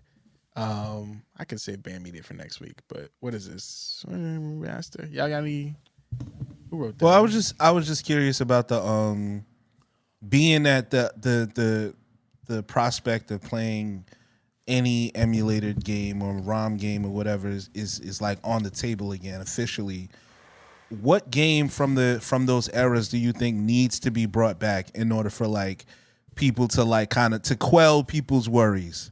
Like, all right, we know y'all want this game particularly because, like I said, Grand Theft Auto 4 only being playable on a terrible PC port is like ridiculous, especially because I don't know how many Grand Theft Auto 5,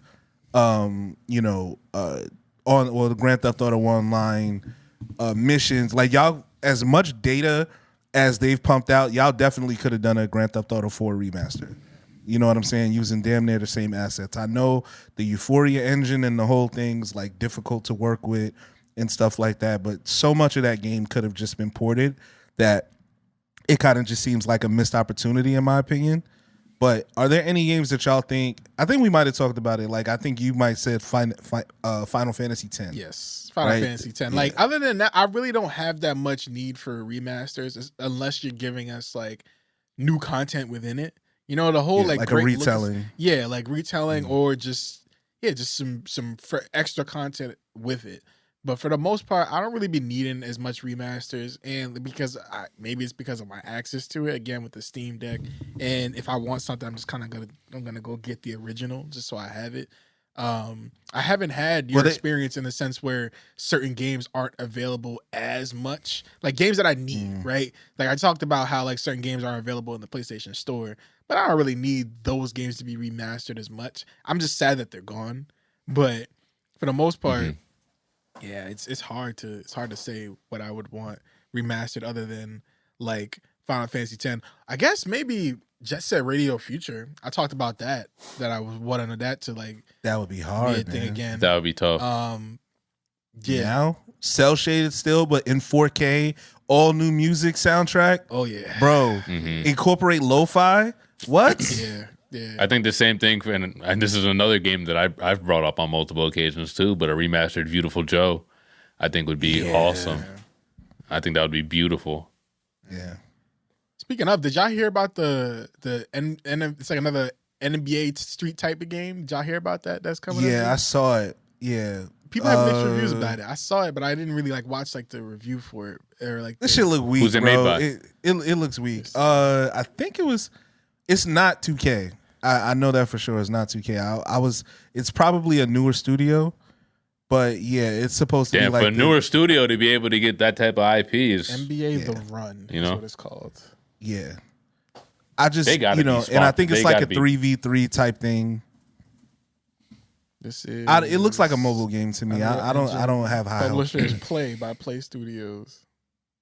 Play by Play Studios Inc. It's supposed to be on PS5, all that shit. Yeah. I don't like the fact that the characters look cell shaded. Yeah. Like to me that doesn't work in a basketball game. And it doesn't look like very good cell shading. Yeah. It just looks it just I don't think it's going to Well, it's like a comic book. Like it doesn't look like It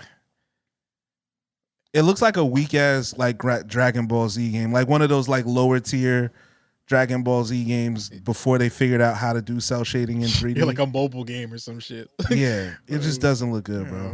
But I did hear about it, so I was curious if y'all heard about it too. But I probably won't get it, but you know, I did hear about that. Obviously, my big one is Def Jam Vendetta, Def Jam Fight for New York. Those are the ones sad, that absolutely. We probably won't get that though, because are they even allowed to do that at this point now? Will they take characters out? Yeah, right. They'd have to, right? Because like, unfortunately, niggas is dead. But honestly, DMX versus King Von for the ultimate crash out championship. The fact that you think you don't want to see it. King Von would be in one of these games. Juice WRLD versus ODB. Yo, come on, son. That's a good one, actually. All right, now enough. My fault. But yeah, like certain shit, bro. Certain dream matchups, we'll just never get. Man. Oh man, it's there though. Like the demand is there. People want that shit. But it's for sure. People gonna want their money too much, man. They like the image and likeness. Like, nah, bro. Yeah. You're not gonna have me get my ass beat in this game. Yeah, bro. Joe Budden not the memes. No more. Yeah. Yes, Joe Budden versus the 3v1 versus Migos. It's like and the honestly, stage is bro, on the BET carpet, and it's academics and the chairs behind just reacting. You know those, that's what I'm saying. You know those bro. challenges in games that have like just different challenge modes where it's like specified matches. That's one of them. Yeah. And that's one of the hard ones. For sure. The 3v1. That's like challenge 20. Like you gotta beat this one. Just to like get real to the rest things. of the challenges. Yeah, real events that happen. You know, Nicki versus Cardi. You gotta throw the shoe or something. At the Met Gala for sure. Yeah, it's gonna be. You got to be Safari running from Meek Mill and like. Yeah, man. You get a quick imagine, time like, event. Ace Hood's watch, falling out. You know how WWE has their showcase mode. Yeah, that was like a Joe Budden showcase mode with all his beefs. Yeah. You got to fight that the would be Migos. crazy. You got to fight Wu-Tang.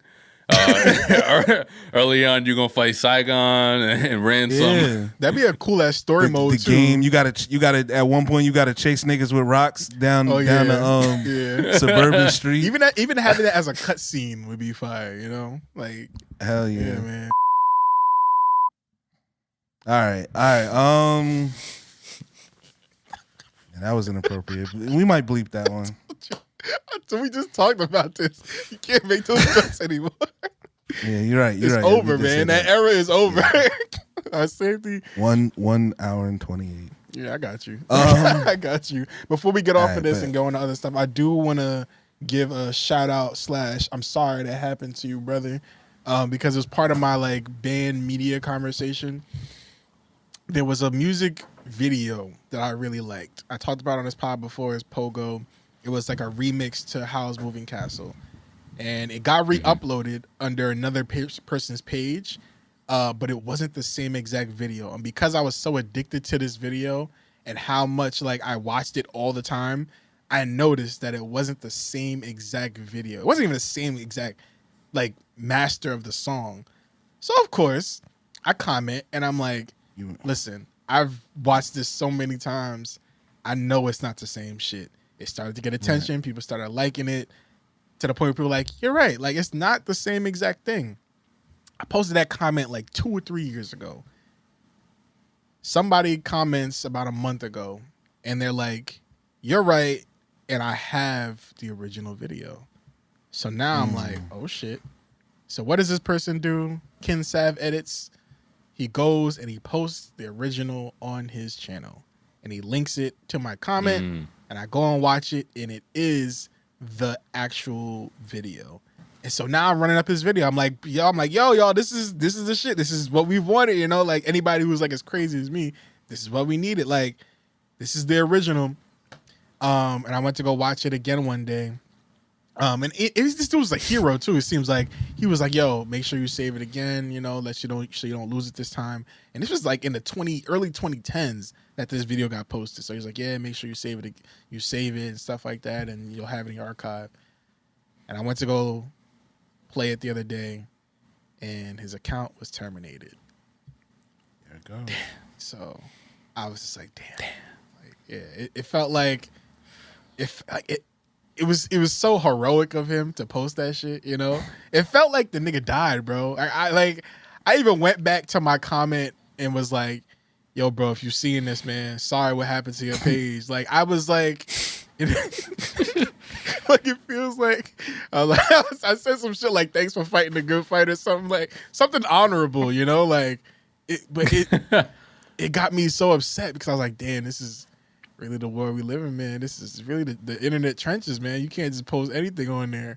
But I do have a physical copy of it now. I guess a digital copy. I downloaded it, so I have it and I can watch it forever. So thank you, Ken Sav Edits, for, you know, believing in me. Your sacrifice. Yeah, your sacrifice, bro. Thank you for your. I think I did use the word sacrifice. Thank you for your sacrifice. You know, thank you for your service, bro. But I really did love that. Like, and it got me thinking about like band media and shit that's just not available anymore, and how, yes, it could be dangerous, but also just how quick things can get snatched from us if we don't have like physical copies. And I wanted to ask y'all thoughts on that real quick about band media and like any type of rules or regulations you think that should be put in place, because my general rule of thumb is that I feel like if it aired, it shouldn't be banned. Like, we should always know that this thing existed. I don't think you should be able to just try to wipe it from history and act like it never happened. If it aired. If it doesn't air, then you can do whatever you want with it. But if somebody's seen it, I don't think that it should be erased. They do that with a lot of old like Looney Tunes stuff. I think I sent you and Brent that clip the other day. And I had seen a lot of these clips when I was doing a semester, not even a semester, when I was in grad school in San Francisco. I was a teacher's assistant for a class, and it was an animation course. And then, you know, the lesson was that if it's animated, it was intended to be that way. Exactly. Somebody literally had to draw and the voice acting, like this is all intended. Nothing is improvised. And it was showing like a bunch of old, like, you know, Bugs Bunny clips, Daffy Duck clips, and there's some really racist shit on there. Yeah. Really bad. And, you know, they go out of their way to hide a lot of this stuff. It was a different time, of course. You know, the war was going on, you know, so a lot of propaganda in animation and cartoons back then. And it's really hard to find those old episodes. You know, they'll be up on, I don't know where you find Looney Tunes now, if it's on like HBO now or Disney or whatever. But you won't find those episodes. You know, you have to go on YouTube and they'll be posted from like 2009, 2010. And yeah, man. So these companies will really go out of their way to hide some stuff. WWE does the same thing, bro. Like if they had a promo or something that happened back in the early 2000s during the Attitude Era where there really were no rules. They'll, like, you know, whether it be somebody flashing the camera, somebody saying a line during a promo, something with Chris Benoit, will go out of their way to try to erase that from history so that hopefully 20, 30 years from now, people don't even think about that anymore. Do you think that's right? I understand it, but no, I don't think it's right. But I get why a company would feel like they need to do that.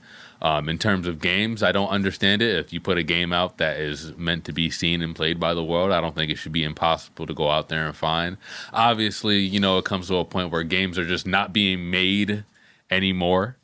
But if you're providing a service where, like, hey, we have all of our classics up here, like something like GameCube, where they don't have that many games, bro. Your games aren't up in the thousands. Your games aren't even up to like 700. You should, if you're going to provide a service where, like, hey, we have our classics up here, put them all up there because you have the fucking games for it. Yeah. Before you give your answer, Hot, it's funny you brought up games because there is a banned game that I know of. And the reason why it's banned is I think it's like one of those, it might be a Girls Gone Wild game. Why do we need a Girls Gone Wild game? Oh, I think I know what you're talking about. Right, yeah. Yeah. I think I've heard of it too. I remember seeing these physical copies in like GameStops and there was like a Hollywood video back in my old town where they sold and rented games out of there. And they would say like rated X or like rated, what was the other one? Was it A? Or I think it might have been NA where it's like not rated or NR or something like that. NA. Like not rated or something. NA or NR, yes. Anything along there was a couple games like that where it looked like Sims type animation. But it was, you could tell some naughty shit was going on in there. And they banned it because in the game, like they used, I think, models of like real girls. Real people? Yeah, Oh, but they shit. were underage. Like, or there's that's clips what of like real girls in there, but they're underage. So the game had to be banned because it was basically like, you know, child porn. So they had to ban it. You know, that shouldn't exist. So in banned media, yeah, maybe that's a good one. I'll bend the rules for that one. But other than that, you know, other than that very specific thing, I'm kind of like against like banned media for the most part. If it aired. I'm mostly with you. I think art is always, art speaks to society, right? And wherever we are, we should be honest about it. So if, like, again, speaking of like the cartoons, the country was really racist in the 40s and in the 50s. So yeah, like put that on, you know what I mean? It's just, It's just part of, maybe it doesn't have to be aired right now, but if someone owns the seasons 1 through 5 box set of, you know what I'm saying, of Looney Tunes, and there's like a bunch of racist shit in it, like, all right, cool. That's the archives. Yeah. That's what it was. You know what I mean? I was like, selling it. Yeah, exactly. Like, we make this you know, shit. I do the WWE example is a great example because they've scrubbed Chris Benoit from the records, right? And the thing is, we loved Chris Benoit. We did not know that there was something wrong with him. What he did was horrible, and when we found out, we condemned it. But before that date, yes, we all loved Chris Benoit. You know what I mean? And it is what it is. So I don't think there's anything wrong with having the context of, I wouldn't even be opposed to like, if there was like a happy birthday Chris Benoit episode of, but like at the bottom it said, all this footage was shot before March 7th, 2007. And so it's like, pre-recorded. You know what I'm saying? Yeah. And many more years. Cover our bases. You know Cover our bases. You know what I mean? Like I wouldn't mind that. You know what I mean? Because context is everything. Context to me. Yeah. You know what I That's mean? what Context is everything to me. So no, media for the most part should not be banned. I think we need to deal with the reality of who we are, where we've been, you know what I mean, as a society, as artists, as a country. And I think that's just, it does a disservice to who we are. I think part of the problem with a lot of media now is like a lot of people don't do their history. So they're repeating the same mistakes that other people have made because they don't know that those mistakes were made. You know what I mean? Like if we talked more about like Pac and Big getting killed, then maybe motherfuckers don't crash out. You know what I mean? If we have more honest conversations about what it looks like, you know? So also it's important. And another example, just to give more examples of like this banned media stuff that happened in recent time. I think the most recent example I can think of was It's Always Sunny. I didn't watch the show, but apparently there's an episode that's not available on streaming. Like if you're trying to watch the full show, there's an episode where they did blackface. Jeez. And that's a more recent show. You know what I'm saying? Yeah, I don't know. That show's like 2009. Yeah, we've already like by then it had already been known. established that blackface is not good and not okay. Not great. Yeah, like you shouldn't joke about it. But they have an episode of that and they banned it. And so it's not available on streaming and stuff. And I was talking to one of my friends and they were like, yeah, they probably just don't want kids to, you know, watch that and then think that it's okay and all that stuff. But my thing is this, right? If kids see certain things, you do like. Why are we always taking the onus away from the parents in the sense that it could be a tool to teach them? Like kids will do things, like they'll do what they do, but you can still tell them that it's wrong. If you never have somebody if you never tell somebody that this thing is wrong, then yeah, they're gonna, to Hod's point, they're gonna repeat it. Like things are gonna be happening, right? Mm-hmm. Like if you never told a kid that blackface was wrong and they said something like, what if, this is an honest mistake, what if there was a kid who had a black friend in school and he wanted to be like his friend and he painted his face brown? Right. That's like an honest, innocent thing. I just think he's so handsome. I want to look like my friend. That's like an honest thing. But your parents gonna be like, fuck no, you can't do that.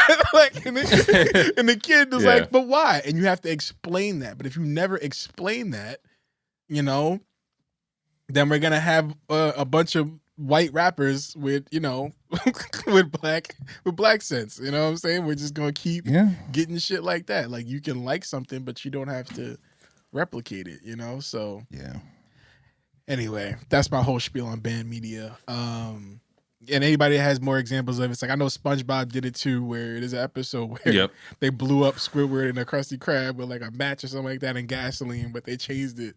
Like they skipped that whole scene. They've been doing a bunch of shit. It's so funny. Like it wasn't even that bad. But yeah. In Lilo and Stitch, the original, the scene where it's the spaceships chasing at the very end where they fly through, and it's the scene where like the guy that drops the ice cream, he's on the beach and they fly over and he drops his ice cream. It's that scene right there. Yeah. So they changed it from them flying through a city to them flying through the ocean because the flying through the city one was too close to 9/11. Oh, yeah, that's true. That's true. Yeah, because I think the original film came out in 2002, I believe. Yeah. So. Yeah, I remember they took the song "Let the Bodies Hit the Floor" off of radio. They took a mad songs off of radio. There's like 100+ songs that they stopped playing on the radio after 9/11. Yeah. Yeah, that's a real thing. Jay-Z it's so crazy because Jay-Z samples a Biggie song in a song Biggie famously said on one of his most famous songs, "Now I'm about to blow up like the World Trade." Yeah. Right? Yeah. When Jay-Z sampled the song in 2002, he bleeped "blow up like the World Trade." It just blow up like and it's just blank. It's got different meanings. Yeah. The song been out 15 years, my nigga. Like, we know what he said. What are you blanking it for? Yeah, it's one of those things. It's just like, no, too soon. Yo, nigga, it happened before that. like what do you want? Y'all remember 2K's version of Mercy? Y'all remember that? Y'all remember the 2K? Oh my god, where they just don't even include the song. Yeah, the version. Or I'm gonna find that shit online and listen to that shit again because I just remember listening with my brothers and being like, "Yo, this shit is not even the same song anymore." Because like Kanye's whole verse, I did the same thing when they put Ham in the song. Yeah. How you gonna put Ham in the song? You know it stands for hard than a motherfucker or hard as a motherfucker. His whole I'm about to go ham. Let these. Who I am. Nothing. You know, in Mercy, Ye's whole first part of that song, he's saying the word suicide. So pretty much the entire first part it's just let the it's just like the beat in the background. You know, bro. And then plus the part I want to see if I can find it. He's like, plus yo, my bitch makes your bitch like precious. And it's like, plus yo, make my mind like precious. It's like, yo. Jesus. I kind of do remember that, yeah. It was crazy, bro. That shit was hilarious, man. But certain things like that, certain editing, not good, bro. Not good. But then we got more good editing. I saw it. People always talk about it. Black Eyed Peas. Y'all know what I'm talking about. That song that came out in 2003. Now famously called Let's Get It Started. Oh, yeah. Let's get R word. Oh, yeah. Yeah, bro. Mm-hmm. Yeah, for sure. That's fire. That's true. In his face, Let's Get It Started sounds a lot better than how the other one sounded. It does. But they didn't know that at the time. They didn't know that. Some songs need to be edited, though. Like, we talked about this before, but, you know, the Whisper song, better edited to me. Yeah. Where do you see my dick is a little too aggressive. A little aggressive to me, in my opinion. All the Pretty Ricky songs, the edited versions were better to me. Sexual Eruption. Yes. Sexual Seduction is nobody even acknowledges Sexual Eruption as much. And doesn't even sound as good as Sensual Seduction. It's definitely not better, for sure. Yeah, I don't like that one. Bro, Play by David Banner, nasty ass song. Yeah. Mm-hmm. Suck that clit, calm girl. Yeah. So on the nose. Man, granted, that song's for grown people, but hearing that shit is just like, it's edited version, fire. But again, back in the day, you used to be able to talk about that stuff, but you just have to use metaphors. Yeah. Right? Remember when we found out that Tweet's song, Oh My, was about masturbation? It is. You know, ooh, there goes my shirt up over my head. Oh my, ooh, there goes my skirt right down to my feet. Oh yeah, she was beating off, bro. Like she was. What? She was diddling. What? You didn't know? Wait, tell me. Today I learned that Tweets. Oh my, is it what? Really? Yeah, she playing with herself in the mirror, bro. Man, I used to love that song, man. I used to love that because of the beat, the production was great. What? Yes, bro. All right, I'm pulling it up. What are the lyrics? Tell you what I did last night. I got home. I came home, stay around 2:45, still so high, hypnotized, in a trance from his body so buttery brown and tantalizing. You would have thought I needed help from this feeling that I felt. So shook, I had to catch my breath. Then the hook, there goes my shirt over my head. There goes my skirt. I tried and I tried to avoid, but this thing was happening. Swallowed my pride, let it ride, and partied. But this body felt just like mine's. I got worried. I looked over to the left, a reflection of myself. That's why I couldn't catch my breath. Damn. I was looking so good, I couldn't reject myself. I looked over to the left. I was feeling so good, I had to touch myself. I looked over to the right left. There. Yeah, okay. I was eyeing my thighs, butter pecan brown. I looked over to the left, coming out of my shirt, and then my skirt came down. This bitch turned herself on and started fucking herself. Yes, that's what that song was about. Wow. That was a radio hit. See, that's what I'm saying, bro. You used to be able to get it off. Literally. Like, literally. people didn't know what she was getting at. You know what I'm saying? Yeah, tweet. Yeah, man. It's the same girl that made. She's a pastor now. Yeah. Shout out to her. The song she come out to. How you explain that one? I mean, pastors, maybe you're not supposed to, but maybe doing it. I hope they do. Maybe keep them from. Never mind. Oh man, I knew it. I knew you was going there. Anyway. That's his go-to. Yeah. Next, can we talk about music? We can talk about. We already talked about music. Yeah, for sure. We are talking about music. Yeah. Grammy's been out for a little bit. Yeah, let's talk. Let's go through the things that we respect most. I feel like Dame should go first because of his accomplishments, but also you can his complete domination of us. Yeah. Don't gas it up. Don't glaze it, nigga. There was still time and shit like that. Well, and I told you that Tyler would be all over this motherfucker. Yeah, but also sure. Tyler's just been having a good time or a good week with, all that other conversation that was happening. Gone, smashed it, gone. Yep. Done. It is gone now. Out of here because of how great work. Nigga was like, yo, watch this, bro. I don't give a fuck about that shit no more, man. You killed that shit, bro. But yeah, man, my label right now is Eaton, dog. As you guys know, we did a fantasy draft for our label long ago. Yes. Each of us have 5 artists or something like that, and I'm proud to say that what's it called? I think we have 6 actually. 4 of my artists are up for Grammy nominations this year. Kendrick Lamar all over the place, including, but most notably, Record of the Year with Luther, Album of the Year, Song of the Year. Tyler also up there for multiple albums. Album of the Year, Chronocopia, and then Best Alternate Music Album, Don't Tap the Glass, is also going to be up there. Super, super crazy. There was no promo behind that album. It just dropped out of nowhere, and boom, Grammy nom. Crazy. I was surprised to see Sticky up here specifically for a Grammy nomination. Sticky is nominated for Best Rap Song.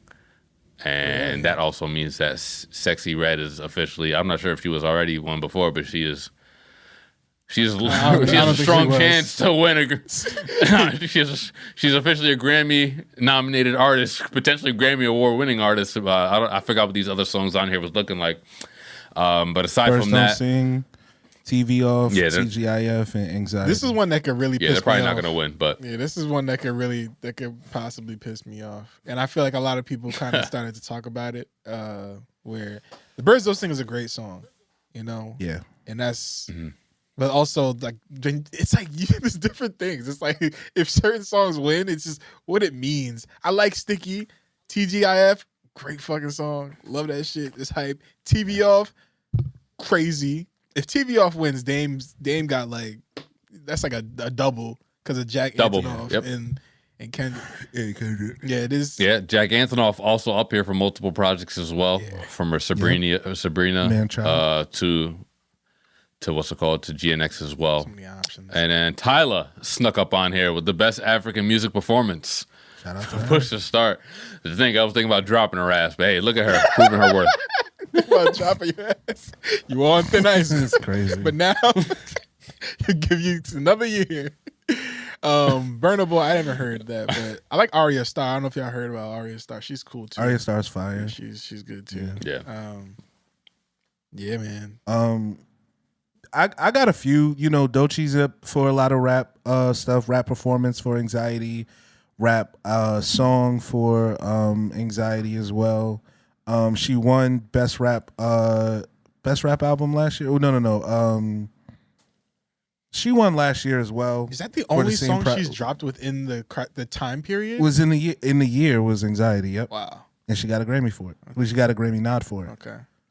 So Luther's also up for melodic rap performance. It's up against Drake and Party with Somebody Loves Me, which I was kind of surprised about. Yeah, how is Somebody Loves Me? I haven't heard. I don't even know what that song sounds like. I remember listening to the album, but I can't even recall that song. Yeah. I like that song.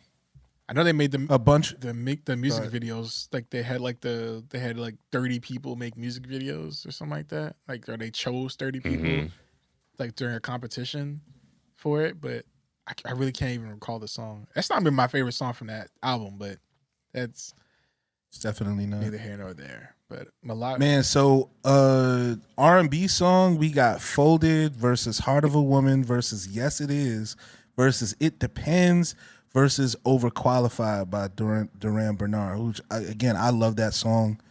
I love Duran Bernard's music, but goddamn, those 4 R&B song of the year, like that's crazy. Folded, Yes It Is, Heart of a Woman, and It Depends. What do you think it goes to? I think it goes to Yes It Is. I think it goes to Leon Thomas. Really? Yeah. I don't know. Folded might be.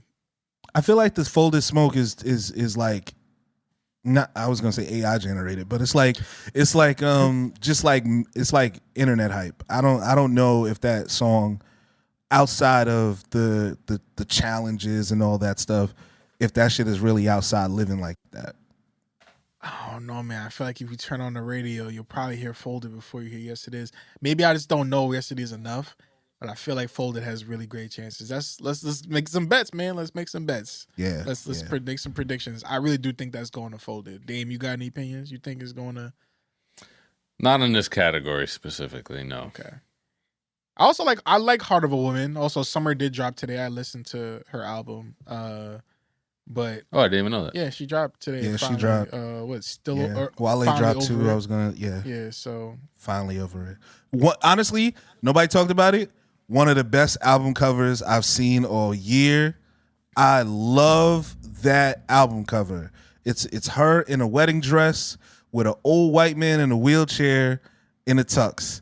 And like she looks very dejected. He looks like all excited. Like this nigga's clearly about to keel over and die.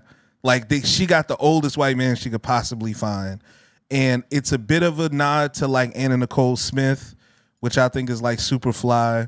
And it's a great way to end the trilogy of Over It, Still Over It, and now Finally Over It. It's just, to me, that makes me want to go back and listen to the entire trilogy. That was my thoughts too. You know, a lot of people have problems with Summer Walker just always singing about her ex pretty much, but that's the trilogy, bro. Like that's, if you talk about you over something, you're not really over it. You finally over it. Hopefully, you know, she will branch out and talk about other topics as, you know, like since this trilogy is over. And I think she will. But all in all, I've always loved Summer Walker's songwriting. And I like disc 1 a little bit more than disc 2. But we don't gotta talk about that too much right now. But yeah, I like Heart of a Woman. I'm glad to see that it's up there, but I think it's going to Folded, and you think it's going to? Yes, it is. What about best R&B performance, which is Justin Bieber, UConn, It Depends with Chris Brown, Kehlani, Folded again, Mutt, and then Heart of a Woman. Yeah. But Mutt live from NPR's Tiny Desk, which I found interesting. Yeah, I found that interesting. I feel like y'all didn't give me enough, or y'all didn't put enough attention when I told you that Justin Bieber album. I didn't. Is one of them ones. I didn't. I didn't either. I didn't. I went to it one time and I heard Drewski and I never went back. Yeah, I feel you. I don't know if I ever even listened to it. I gotta tell you, please Give it another listen. Justin Bieber put one on the board on that album, bro. I think it was because of all the shit surrounding it at the time too. Oh yeah, that I just didn't enjoy, like him changing. He was like trying to step on the Clips album and stuff like that. It was like and him changing his name to like Jamal or something. Like, what did he change his name to again? Swag Bieber, or what did he change his Lil Swag or something? Like, it was just, it's like, yo, bro, like, why you always? I don't like the fact that he thinks that like this is his black album. Yeah. Like I don't like the narrative around it. Yeah, that's why I was that just like, nigga, just be white. Like, we had the jokes already. Like, leave it to us, bro. You don't gotta like. You don't play into it. you don't for sure. You know, but yeah, I'll go back to it now and listen. While we talking about white boys, can we talk about best new artists? Let me go to that thing real quick. Sure. Where is best new artist? Where are you? Yes. I got it. You ready? Yeah. Can you say it? Oh, so we got Olivia Dean. Love her. We got dropped a really great album. We got Leon Thomas III again. Oh yeah. We've got Alex Warren. We've got Cat's Eye. I believe Cat's Eye is a K-pop group. Yeah. Are they K-pop? I think that might just be a pop group because it's like 6 of them, or it might be K-pop, but there's like 6 of them and they're all like different races. Like their whole thing is. Oh yeah, that's true. That's true. Yeah. They kind of just have a K-pop. They're based in like LA. aesthetic. Yeah, K-pop type of style. Yeah, but it's really just pop music. Just regular pop. Global girl group is what they're called. Yeah. Interesting. Yeah. Like Spice Girls, I guess. Yeah, pretty much. They got one of every race in there. They got except. That's fine. Except one. There's one race that they don't have. I was just talking about this in my family. I'll let you guess. Let us know in the comment what y'all think what race is missing from Cat. Dang. Yeah, nah. Yeah. I wonder who's going to be the star of this group. Lola Young. She just passed out on stage. Shout out Lola Young. Yeah, shout out Lola Young. Lola Young is fire. She got a Yachty co-sign though. I heard her from Yachty. Yeah, she's honestly, I love Lola Young. She's very dope. She's great. The Marias, who I've never heard of. I like the Marias a lot. I'm surprised that they're getting best new artist because I've known about them for a minute. But yeah, I guess they've just kind of become more. That's what it is, right? They're being recognized as a new artist because of everybody else find them at the same time. But shout out to them. They're one of their lead singer just went solo or just tried to drop. Like she dropped another project as solo. So I'm just surprised. I mean, she's trying to get away from some of the politics in her band, but you know, seem to be here and there. But shout out to the Marias. You got Addison Rae, who I feel like is not hardly a new artist. Like I feel like I've heard. Is she a TikTok star? Addison Rae's. Yeah, I feel like I was about to say. Addison I think she was Rae. a TikTok star. Yeah. I think that's probably where you heard her name at least around from. Yeah, she got 88 million followers since 2019. Wow. Damn.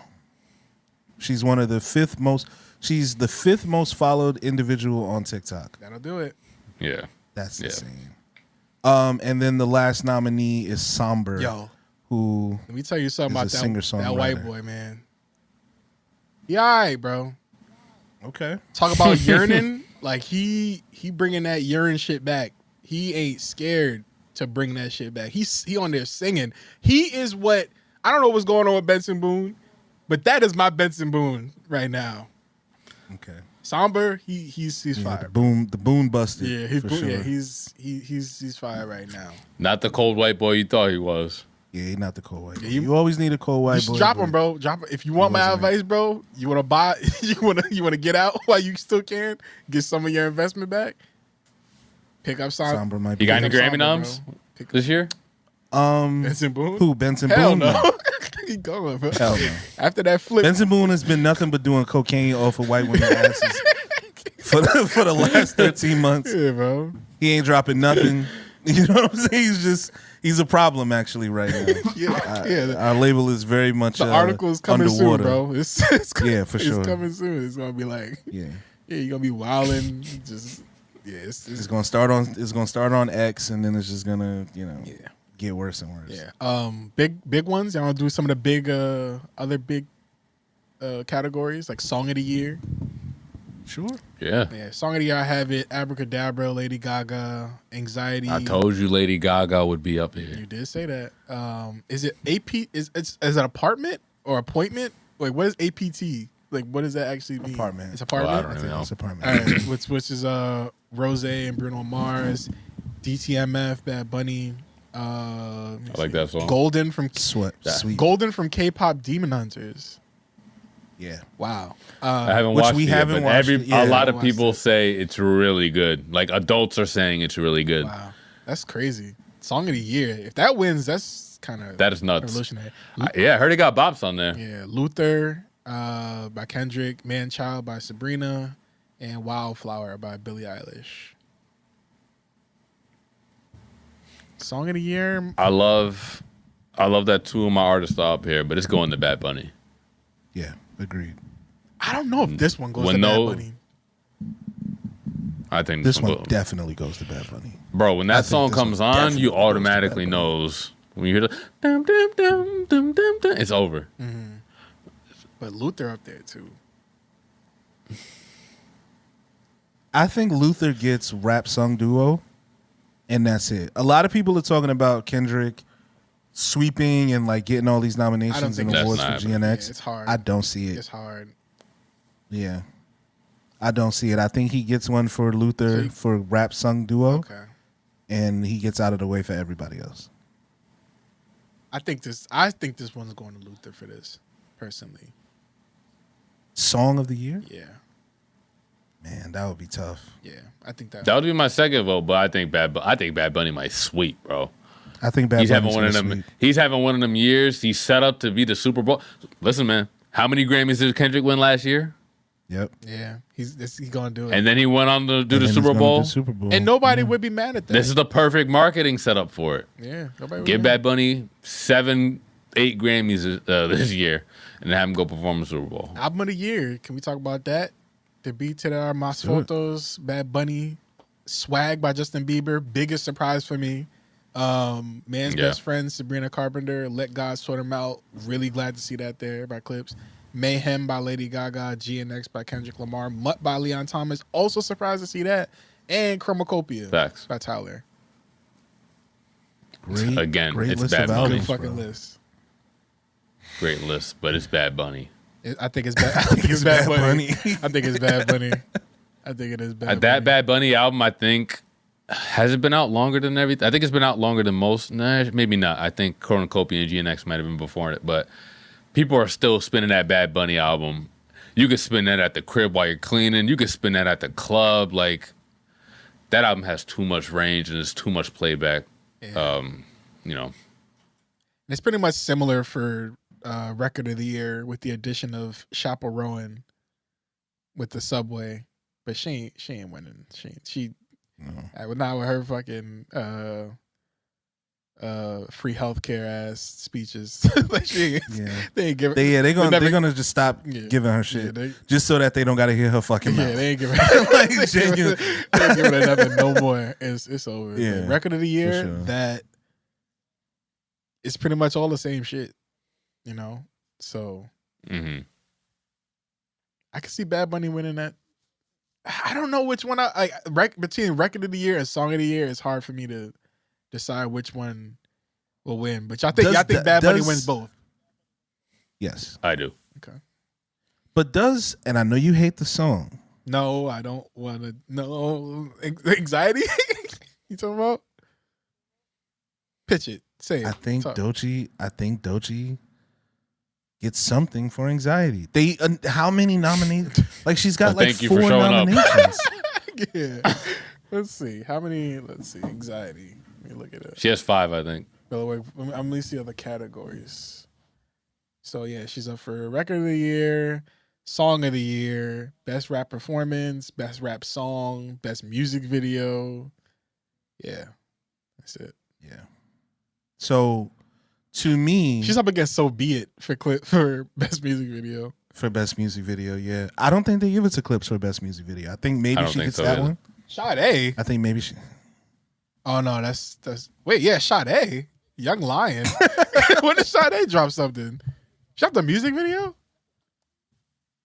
I don't recall. Young Lion. Hold up. The fuck is Look, is that the He same got Sade? He got his Wicked Radio. He got his Wicked Radio. She came out with a submission. music video last year. Sade, Young Lion, 2024. She dropped music last year? Yeah, I didn't know about. How did we not? How was that not a thing? Nigga, Sade dropped music in 2024 and we didn't know. We didn't know. I had no clue. We haven't heard it. And it's beautiful? All right. I mean, it's Sade, so yeah. All right. We ain't got to talk about it that more, but that's interesting. So she's nominated for Best Music Video. Shout out to her. Yeah. I just think it's going to be something, you know. Man, maybe that. Maybe Best Music Video. But I don't know. What do you see it winning? It's up against a lot of heat, man. The competition is steep. I don't see how it's not up for melodic rap performance. That doesn't make sense to me. Because I think that's an easy yes. Oh. It's a melodic rap song. Yeah, but what's the competition? You know, like with that, it's like Somebody Loves Me, Proud of Me, Meek Mill and Friday, We Made, Rhapsody, Terrace Martin and Kenyon Dixon, Luther, Kendrick and SZA, and then J.I.D. and Ty Dolla $ign Wholeheartedly. I think Anxiety wins that. Really though? Yeah, I think it wins that. Honestly, if I'm to like, this is an easy Luther win. In my opinion. I think Anxiety gives this like it's a 2-horse race. Okay. Shout out Sinners. It's got 3 separate nominations in song written for visual media. One for Sinners, which is a song by Rod Wave, which comes on towards the end. Pale Pale Moon, which is performed in the movie by one of the actors, and then I Lied to You, which is also in the movie performed by one of the actors. Shout out to Sinners for just making the music. Again, the music is so good that the shit is getting nominated for Grammys. You know what I mean? K-pop Demon Hunters, obviously, with a similar tale there, because you know they are actually performers in the movie. But yeah, up for songs written for visual media. Yeah, I see that too. And as when looking for that, I also wanted to point out the best score soundtrack for video games and other interactive media. I know the Game Awards is coming up, and we're gonna see more appreciation for the actual scores and stuff in that. No disrespect to the people that worked hard on these scores for these video games, but Helldivers 2 being nominated for a Grammy, nigga, like, yeah, for sure. There's like four songs bro. In that game, bro. Like, there's like that shit gets you pumped, though, bro. It does get you pumped, but bro, like, a lot of these feel like it's Avatar, Frontiers of Pandora, Helldivers 2, Indiana Jones and the Great Circle, Star Wars Outlaws, and Sword of the Sea. Hey, Sword of the Sea. Shut up. I love that game. Fuck that shit, game's a bro. vibe. Fuck that shit, man. The game's a vibe. Like, fuck you know what's good music came out in these games, bro? Like, fucking Hades 2 and that shit, bro. Claire Obscure, my nigga. I bought the vinyl, bro. I bought the vinyl for Claire Obscure, bro. Claire should be up here. Silk Song, like, great music in these games. I'm sure you've played Blueprints. I'm sure it got great music in there. Not better than Sword of the Sea. clearly to the Grammy shits, but yeah, man, that shit just made seeing Helldivers 2 made me. I think Hades 2 might have. I think Hades 2 might get nominated next year. It literally just came out like 2 weeks ago. Only on Switch. It's been out on Steam. Yeah. Oh yeah, I might be wrong about that. Yeah, okay. But you could be right. Maybe they're not counting like early access beta, so you could be correct. I'm watching next year. I'll be back, and they will hear me if it ain't up there. Yeah, Claire should be up here. Physical release, it still isn't out.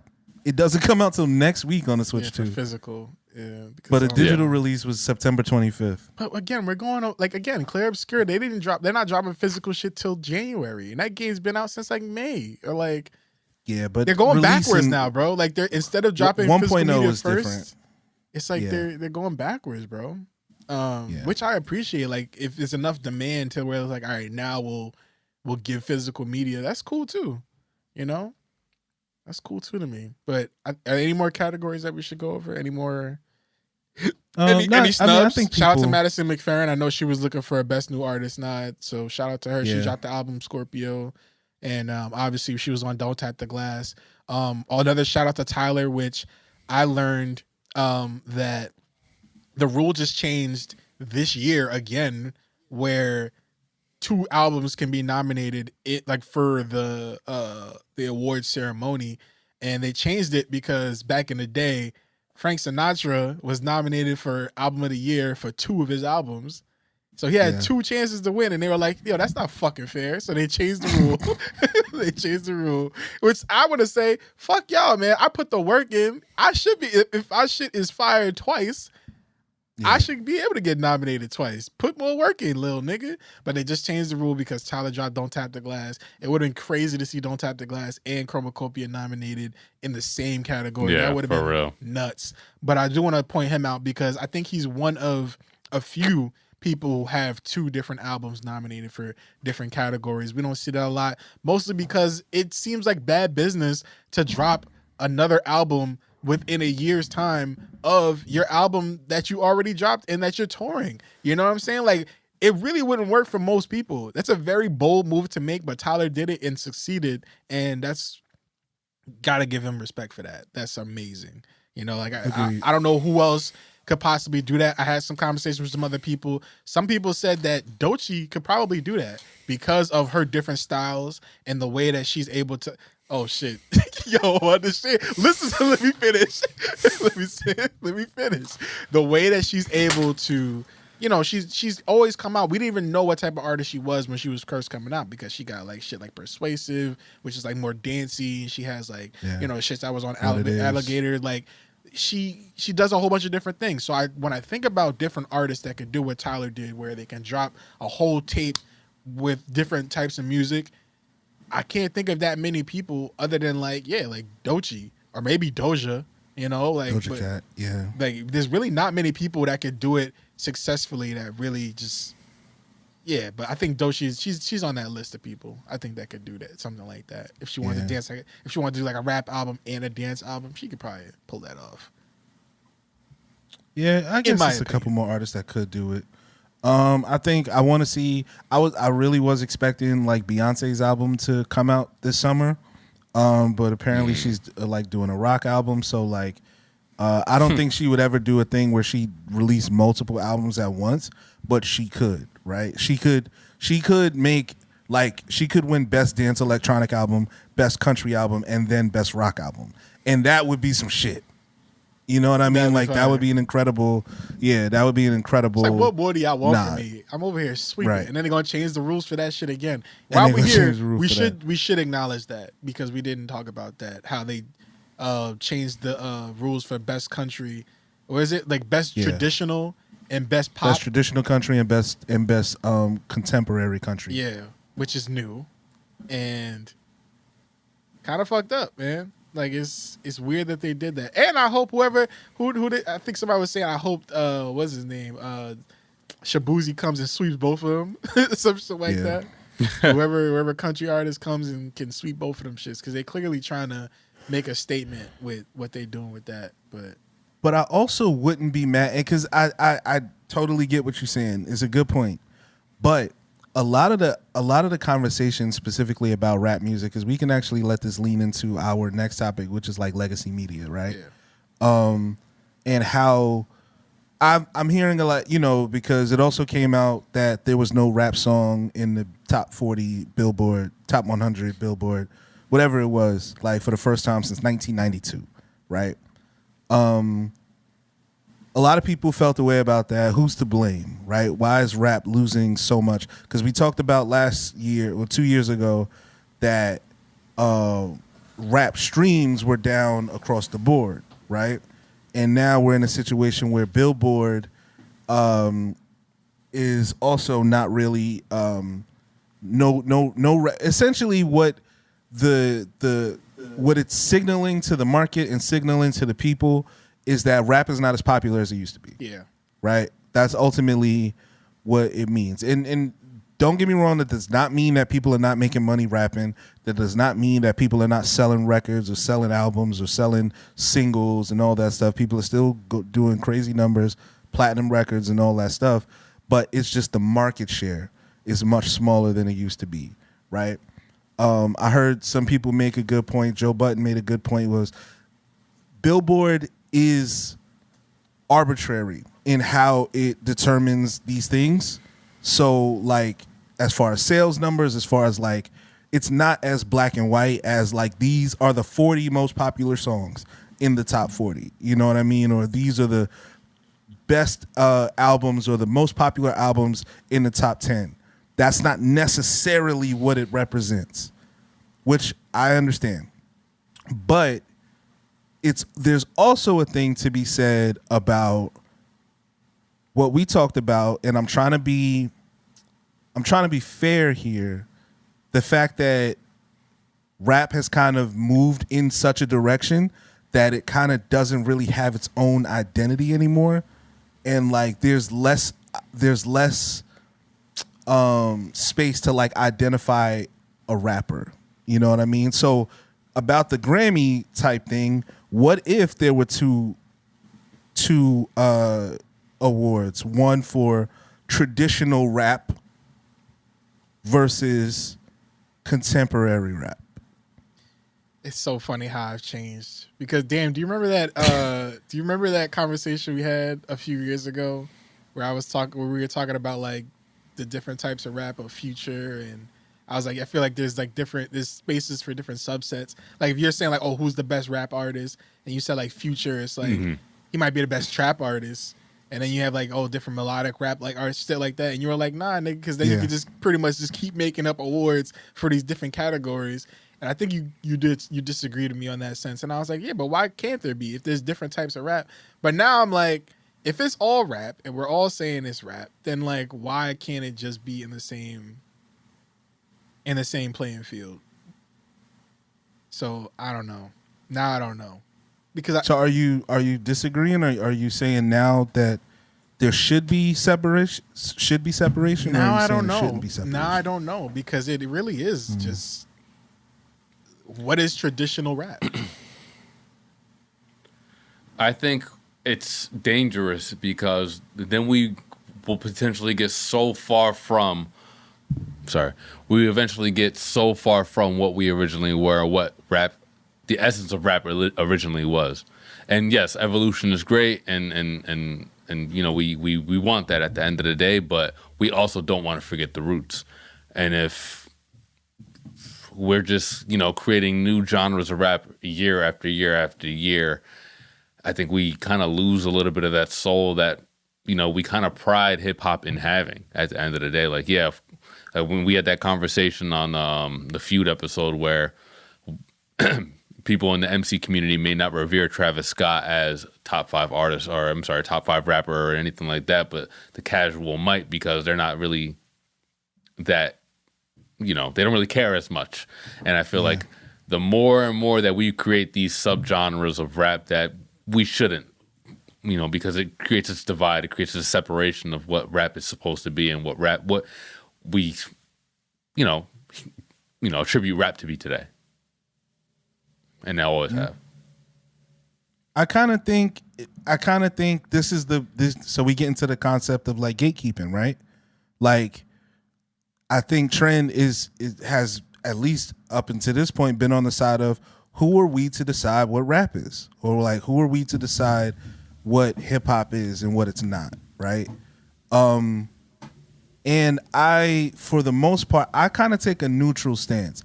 I think it's one of those things where you know it when you hear it, where like this is clearly rap adjacent and this is like hip hop. You know what I mean? And I think there are certain tenets that tell you what it is. Similarly to movies, right? There are action movies, right, that are also comedies. There are, you know, comedies that are also dramas. Right? What is the soul of this movie though? What is the message? Not message in the traditional sense, but just like what is being conveyed by the aesthetics, by the, you know what I'm saying, the look. And I think those things are kind of indicators for us on what this is and what it's not. A lot of my argument to this point has been people say, okay, well, rap has evolved. It's just not the same as it used to be. I'm okay with that. But we also have to recognize that whatever it's turning into is less interesting than what it was before. It just is, because the numbers bear that out, right? People talk about there's no more rap superstars because traditional. Well, it's okay that rap is not mainstream anymore, because then only people should be listening to more underground artists. There was motherfuckers that was rapping that were also superstars. Like it wasn't an indicator. Like it wasn't like you couldn't really rap and also be a superstar. Eminem is one of the greatest lyricists of all time, and he was the biggest artist of all time. DMX has a flawless catalog. Jay-Z has he's one of the greatest lyricists of all time, and he was also one of the biggest rappers of all time. The idea that being a really great rapper and being a superstar are somehow separate things is a new concept. You know what I mean? So I think we have to stop thinking of these things so kind of separately, like, oh yeah, this is like more than rap. No, it's still rap. It's still hip hop, but those things there's certain tenets that we have to be willing to kind of like, okay, cool, make a delineation in. And in that case, I do think that there's room for experimentation and, genre bending and all that stuff, but we still got to claim it for what it is. Yeah. What does that look like? Something it's not. Yeah. What does that look like in 2025? I don't know. But I don't think rap being less popular is a good thing. I just don't. I can't get with that. I can't get with the idea that there being no rap superstars being a good thing. And a lot of hip hop purists are speaking that message. And I'm telling y'all, you're gonna kill it. You're gonna kill it. Because if the NBA suddenly got the same numbers as the WNBA, then Luka doesn't come. Dame, you know what I'm saying? Like Jokic Everybody's doesn't going to come. Saudi Arabia. You understand what I mean? Like, it's just not. If you want the best of the best, you got to be the biggest. It's the same thing with the WWE. If everything was the same and it didn't matter going to the WWE, then a lot of talent wouldn't get the looks. So, I don't know. I don't know what the fix is. I think mostly the artists have to do a better job at like claiming it. You know what I mean? And so, I don't know. It's an interesting time. Yeah, I agree. Good point, man. You smoked that, bro.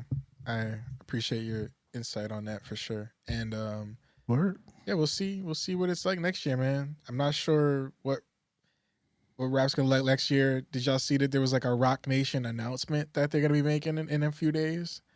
People are rumoring that it's gonna be a Jay-Z album announcement or a surprise drop or something like that. I don't know if it's that big. I don't know if we're getting that, but there is some like Rock Nation announcement that they're doing.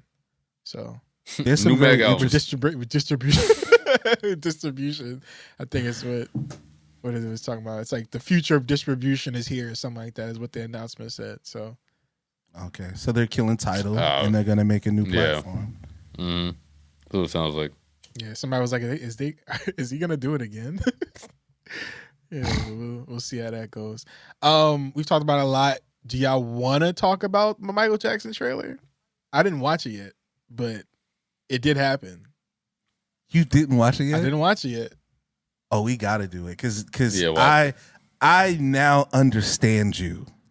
I do. I get you, and I just need to experience this with you. All right. I'm so happy. Okay. Yeah. You've made me a happy man tonight. All right. And we got to talk about the Michael Jackson impersonator reaction. Not the impersonator that we want to hear from. For sure. Not the guy. Yeah, not our guy. All right. The trailer is what, a minute long? Is that the one? Yeah, it's a teaser. It's very short. Okay, I thought it would have been longer. Okay. Yeah, let's watch it, man. Quick little setup. Michael Jackson what's it called? Is it called the Michael Jackson movie? What is this called? Michael? It's called Michael. Michael. It's called Michael. In cinemas soon. I don't remember when it's coming out, but they just dropped a teaser for it. Shout out Tory. He got his hate bag on immediately. Yeah. Shout out to Tory. One of the biggest Michael Jackson fans that I know, Tory. Yeah, is hating on it, which is not a good sign.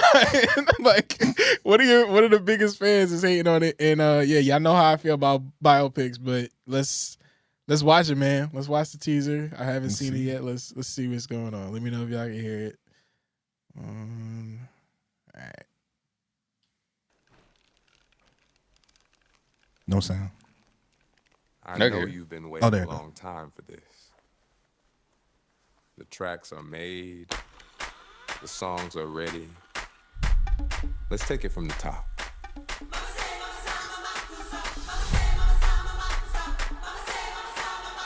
This is your story.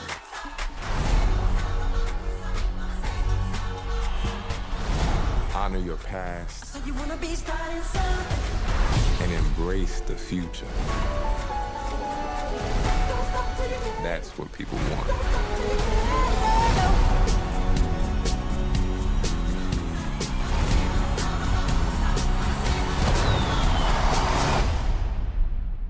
Q, can you lower the lights for me, please? Okay, but remember, in here, keep those feet still, my man. It's Quincy.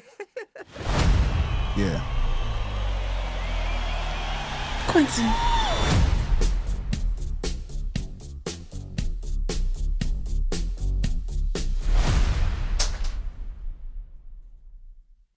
That's it. That's all we got. That's the trailer.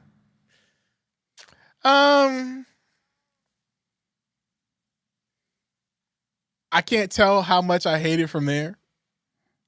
But I mean, in the trailer, I know that it's probably rights and stuff, and I don't know how it's gonna be in the movie, because it's clear they're clearly gonna have versions of his music that they use that's gonna be like different, right? They're gonna have their own. It's gonna sound like it, but it's not gonna be the exact. If I had to guess, because even what's it called? Why am I blank? Billie Jean. It shit sounded like a MIDI file. Like, it sounded like it was like a producer like made it their own version and put it on YouTube, and that's what they used for that. Like, it wasn't the same type of sounding song, you know? I don't know how much they have the rights to be doing that for this movie. So we might get a lot of like alternate versions of these songs. Well, I don't know. It is licensed. Okay.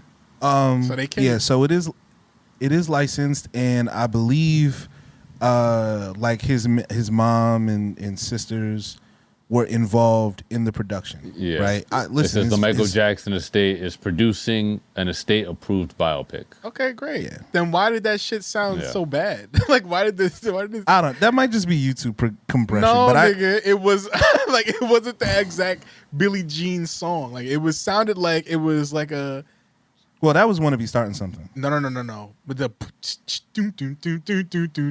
like that shit sounded like it was made in Logic Pro. Something. No, nigga. Billie Jean is not my love. No, they were doing the intro. They did. Yeah, it was like a medley. They did a whole medley of his songs and mixes and shit like that. But yeah, they played a little bit of Billie Jean, and that shit sounded like it was made on Logic Pro. Like somebody tried to recreate it. But I mean, that was my biggest thing that I pointed it out. But I like the voice. He don't sound bad. Yeah.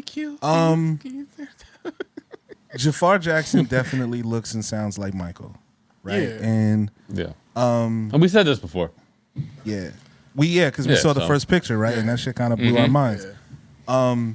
I'm definitely happy to see it. A lot of the talk was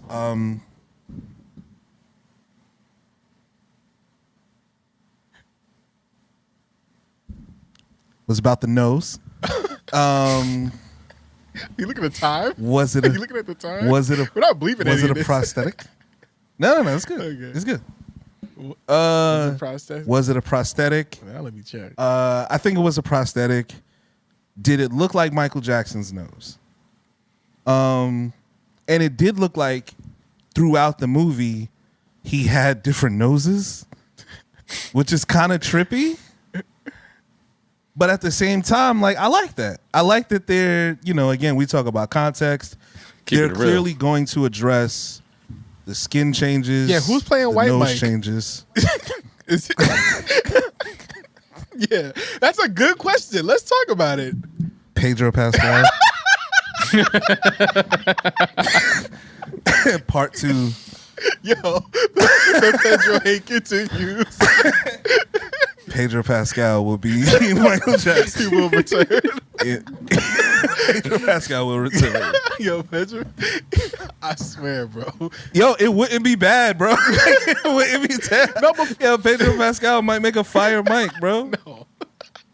No, the fuck he wouldn't. But for real though, who was playing? So we didn't get any. Nothing's in the trailer. Who's playing White Mike? It's probably still Jafar. It's still Jafar. Are they gonna? They put him through the same treatment. They're gonna give him the white skin and change up the nose and stuff like that. Mm-hmm. But we have no idea what he's. Are we gonna not know what he looks like until the movie? So I think if you pause it in there, there's like a little frame still you can grab from there. Maybe I'm gonna scrub. I thought I saw one. What they said was that there's going to be a part 2. So the first movie. What? This is what I'm hearing. I did not see an official report on this, but apparently this one goes up until like the bad era, and then from like Dangerous to like his later life. It's starting a Michael Jackson cinematic universe. Another MCU nigga. Yeah, The MJCU. Get the fuck. I mean, I guess he has a long life, and if they are showing him as a kid, are they showing the beatings? Oh no! Are they gonna have him and? Are they gonna have him and Tupac link up, and they're gonna bring back that nigga?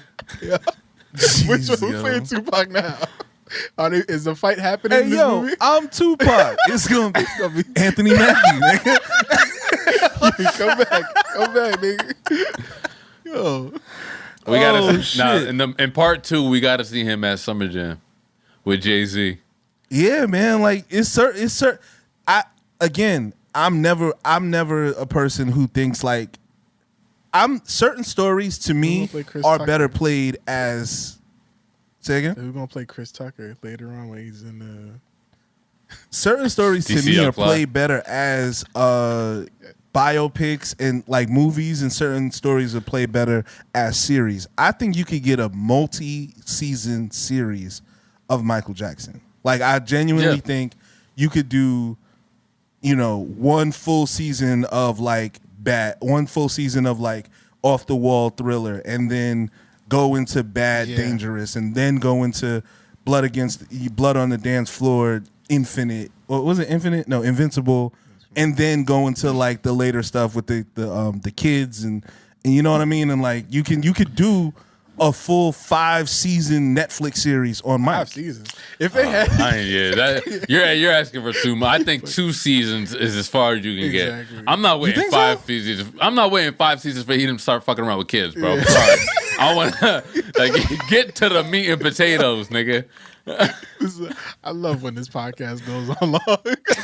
Yo, it's around this time when we just get so tired. We're just like, yo, fuck it, man. The gloves are off. Yo, the glove is on. That's the problem. Yeah, man. Oh man. Yeah, that's crazy, I don't know bro. if they had to do it. I still don't fuck with biopics, but if they had to do it, I feel like it would have probably been better as a series. If they actually are doing a 2-part thing to this movie, you probably ain't getting me twice. You should have put everything you need to put in this movie. Like I don't know if I'm going to see Michael 2, bro. Like no, nigga. Like bro, I'm there. I think it's gonna sell major. Niggas is already talking about dressing up. They getting their zipper jackets together. Oh man. Y'all going to see opening? Y'all going to see opening night? Absolutely. I'm going to the biggest theater I can find. I want to be amongst my people, man. Hell no. Why so adamant? You really not going to see that? You going to see it opening weekend? Night? Hell, absolutely not. I'm seeing it on a Tuesday or Wednesday at 11 a.m. for half off. Nobody's there. Yeah, for half off. Nobody there. Half off is crazy.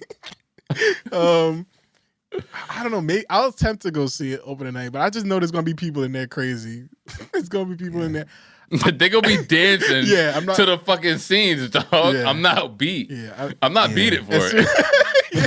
Can't beat it, y'all. Get sit down, everybody. Yeah, y'all niggas gotta beat it. Y'all niggas, can y'all just leave me alone? Yeah. Like you just start, niggas gonna be I'm gonna dressing scream. up. Yo, they ain't here off the wall, y'all. Yeah. All right, that's it. I'm sorry. This ain't no thriller, nigga. Quiet down. It's just human nature. Yeah, it's just human. Yeah. Oh man.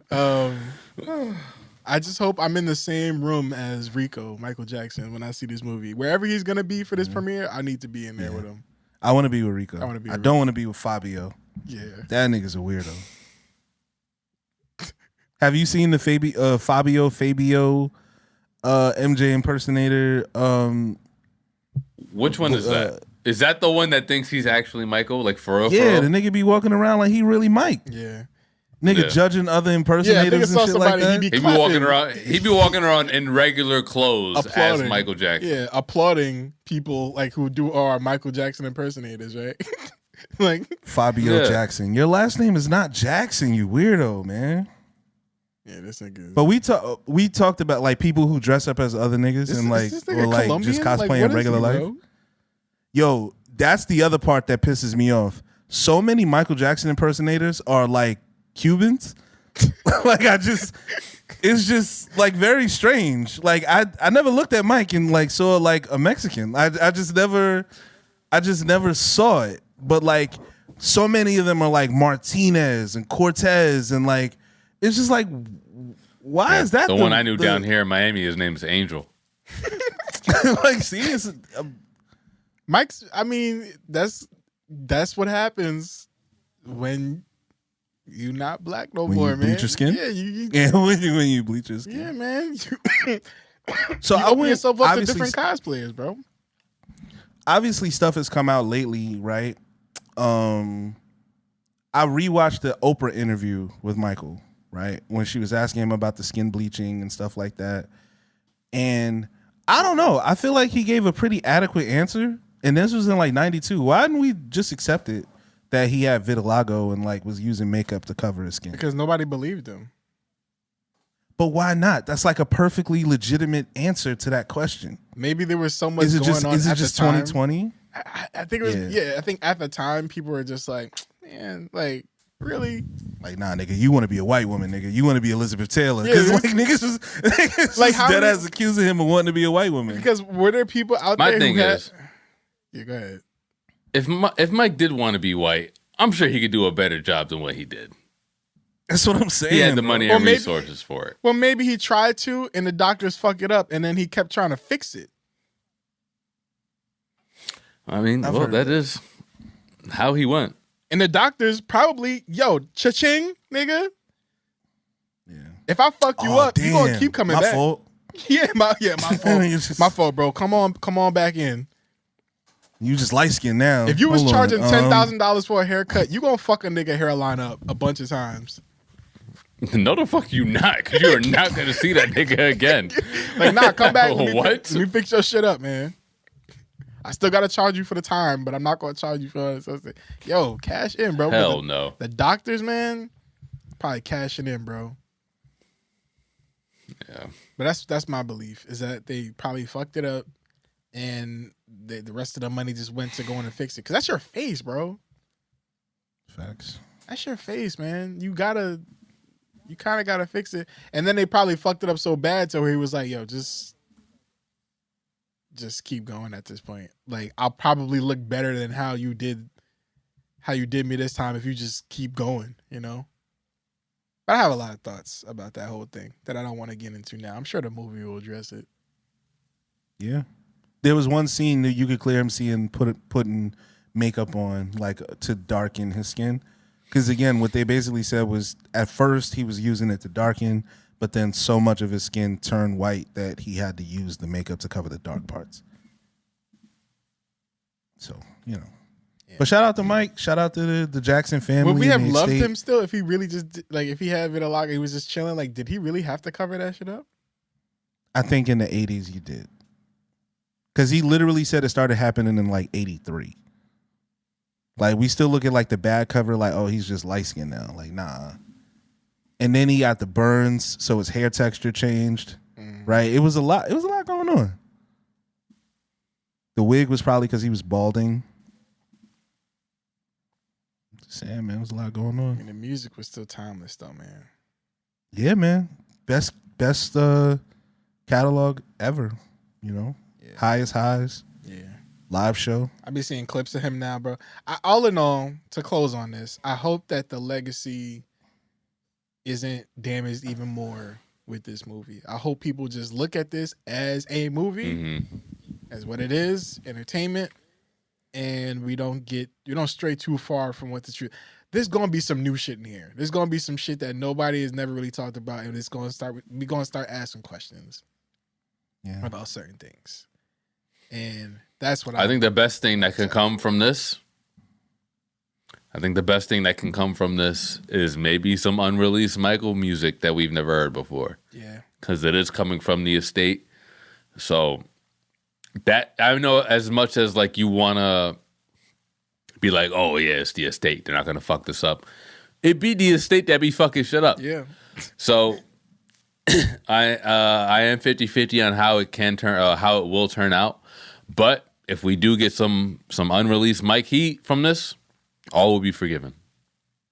Is Janet involved a little bit? It said the family, the estate is there, but is she kind of around? Probably nah. I wouldn't know. You think she's gonna? You would think that she would.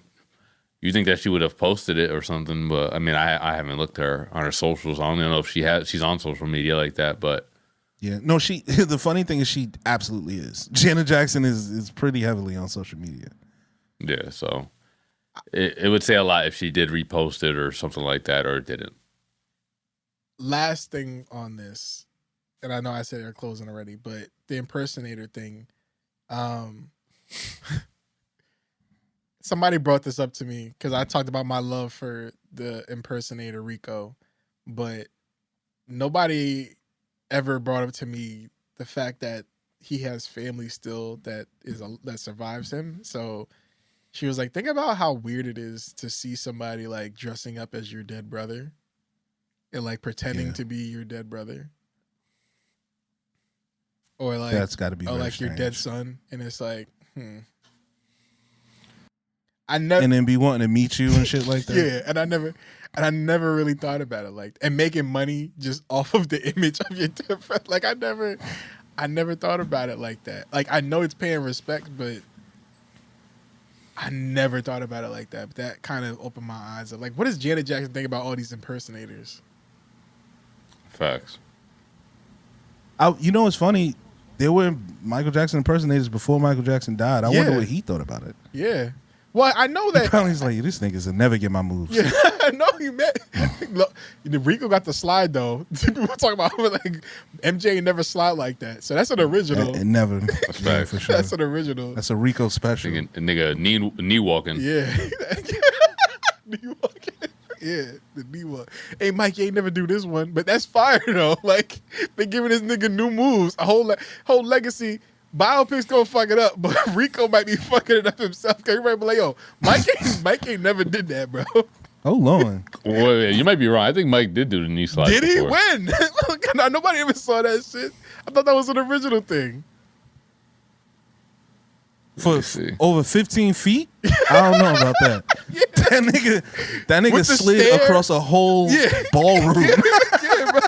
This nigga slides on carpets, bro. Like he does. He be doing this shit, bro. Yeah, I'm from state to state. And staring in people's eyes like that, Mike can't do that, bro. That's a move too. The stare. They ain't do that. The stare is part of it. That gave that song a like new you're life. Smelling them. That gave that song a new life to me because he didn't have no moves that were dedicated to like to Dirty Diana, right? That's the biggest thing about Mike. He has got all these dedicated songs with these moves. Thriller, the Thriller dance. Yeah. Smooth Criminals, like the fucking the lean and shit like that.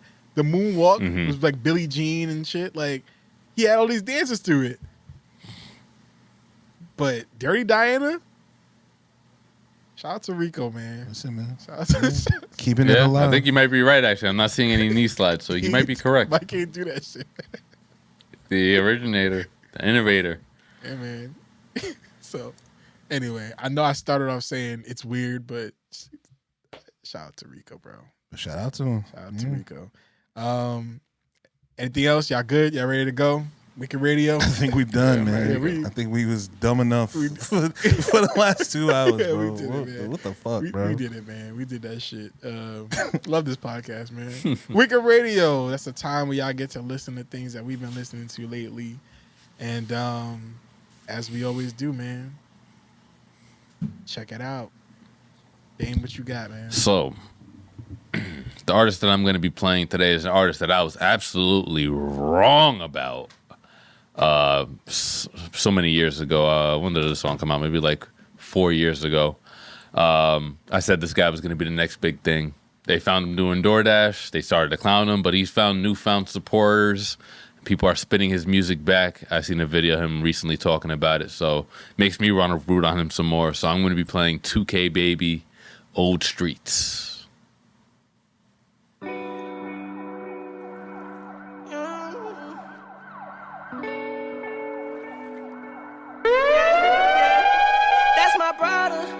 Crossing him, you crossing me. Fuck all these hoes, please get them off of me. We from the gutter, every night we ain't baloney me. Bitch, watch your tone, cause ain't no hoe in me. They say I'm greedy, when I be only trying to feed the team. Somebody tell me who been feeding me. No, I ain't easy, take all these drugs like I might OD. Game ain't the same, I miss the old streets. Man, I miss the old streets. These niggas lame, they gotta show me. They know my name, but they don't know me. Got all this pain, somebody hold me, yeah. So now I ball like Kobe, yeah. These niggas be so phony, yeah. They wanna be my homie, yeah. But I've been grinding by my lonely, yeah. Cold winners, cold killers, and cold dinners. My granny tripping, her grandson, the dope dealer. My hoe tripping, no pics, it's just business. Stop bitching, get out your feelings, just roll with it. It's all sickening, the bills hitting, my mom's missing. Pots flipping, the time's ticking, the day shifting. I can't fix it, move with it, just groove with it. Too smooth with it, I kept praying, I'm God's gifted. Yeah, never change on my brothers, I'm not switching. Better hang with no others, we not witty. All the ops taking cover, got caught slipping. Go spin they block with them cutters, we not missing. Man, I miss the old streets. These niggas lame, they gotta show me. They know my name, but they don't know me. Got all this pain, somebody hold me, yeah. So now I ball like Kobe, yeah. These niggas be so phony, yeah. They wanna be my homie, yeah. But I've been grinding by my lonely, yeah.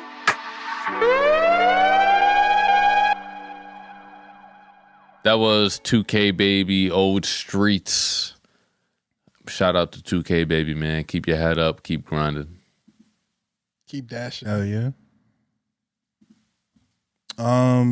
So this week, again, I've been talking a lot about highlighting women's rap and like what I find to be ethical, right? So I don't want to just be a hater. I want to put y'all on to some shit that I find really, really dope and what real dope rap sounds like. So I'm playing Vitamins and Minerals, a new record by Samara Cyn.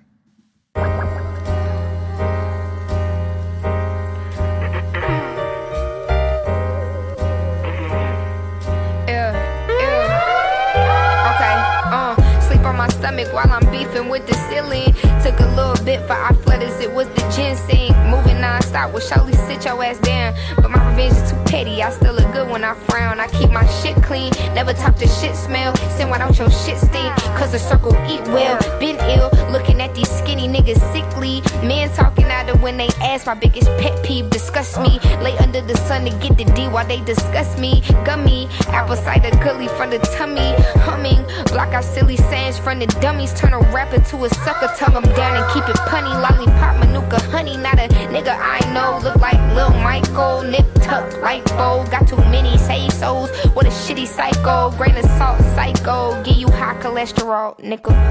Too many people in my house, I gotta get out. Vitamins and minerals, vitamins and minerals.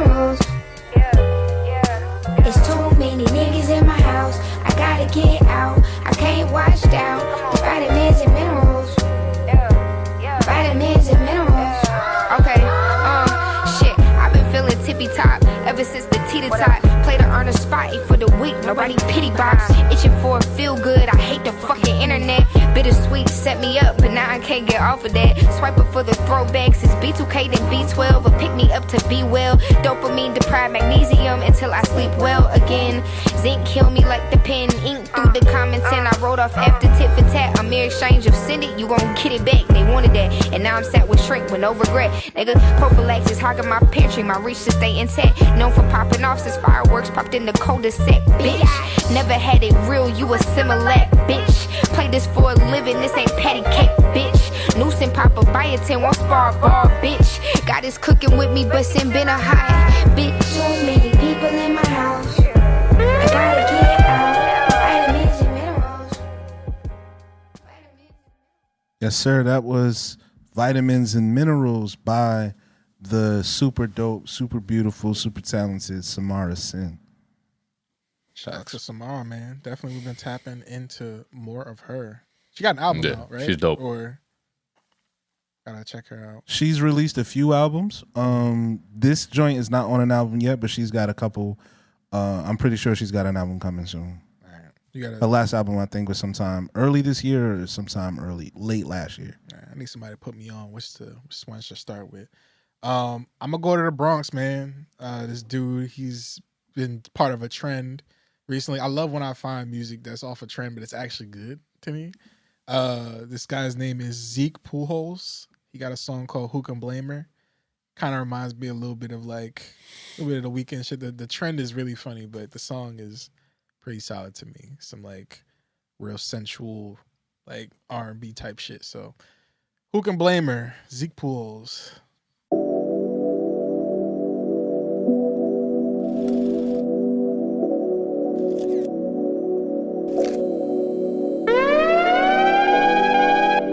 She ain't new to this. Yeah, she's scandalous. She's been used to it.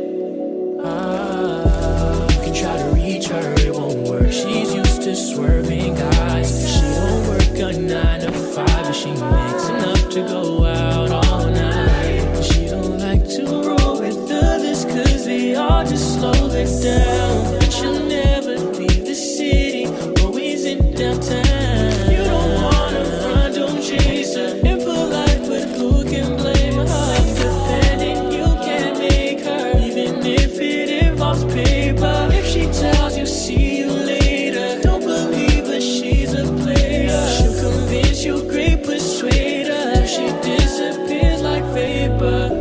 And I love the way she pronounced my name, like como tú te llamas. Eres una dama y porfa no me dejes jamás. Y ya yo vi que esto no es nada fácil, pero cada vez que pienso en ti recuerdo lo que aprendí. If you don't wanna run, don't chase her. Impolite, but who can blame her? Independent, you can't make her, even if it involves paper. If she tells you see you later, don't believe her, she's a player. She'll convince you, great persuader. She disappears like vapor. Nunca dijo que no volverá, por eso me hago el loco. Todos me llaman tonto, como si no la conozco. Por eso es que espero que vuelva. No sé si vuelva pronto, espero que falte poco. No puedo con este antojo. I won't even lie to you. Zeke Pujols, Who Can Blame Her? Fire song. Again, homies from the Bronx. Very local. Love that. Love that. Thank y'all for listening to Because We Are podcast. I hope y'all missed us in our absence, and will miss us in our other absences when we take our breaks, because the holiday season is coming. So there's going to be some intermittent episodes, as y'all know. But we still have some fun stuff to give y'all. We're going to cook up another Patreon exclusive episode for y'all, because we haven't done that in a minute. You know, so Word. Probably come up with something nice for y'all real soon, something fun. Just something for y'all to just watch and fuck with us, you know, on. So, as always, the video is always available on Patreon, patreon.com/Because We Are podcast. And like I said, if y'all miss us, go to the backlog. Check out some stuff that we used to do, you know, and just keep rocking with us. We really do appreciate y'all. And shout out to the state of New York. We ain't even talk about it, but Mom Donnie is in there, man. Mom Donnie. You know? Mom Donna Stein, we back. Yeah, you feel me? Yeah, we back. Yeah, man. Yeah. Yes, sir. Yeah. Yes, sir. Yes, sir. Get energy, you know? We needed that. Feel me? A lot of people needed some good energy in the air. So hopefully, you know, everybody's happy and everything goes well as It's been a wild week, man. be. It's been a wild. It's been a wild week in politics. It's been, in the world. Yeah. You go ahead. Yeah. We might we ain't that pod, but there's some shit going on and we watching. Yeah, not that. We'll report on it when it's stuff that we can talk about. You know what I'm saying? When it's happening, we're gonna talk about it. But you know, we'll get there when we get there. But shout out to everybody that's listening. We'll catch y'all next week. Stay up. Shout out to the niggas with seasonal. Stay up. It's kicking my ass right now, so I know there's some people that's going through it too. But you know, stay warm. Get the fucking lamps out. You know, spotlight it up as much as you can. Help yourself. Take your magnesium, all that shit, man. Do as much as you can. And be around people that you love. All right. Peace. Peace.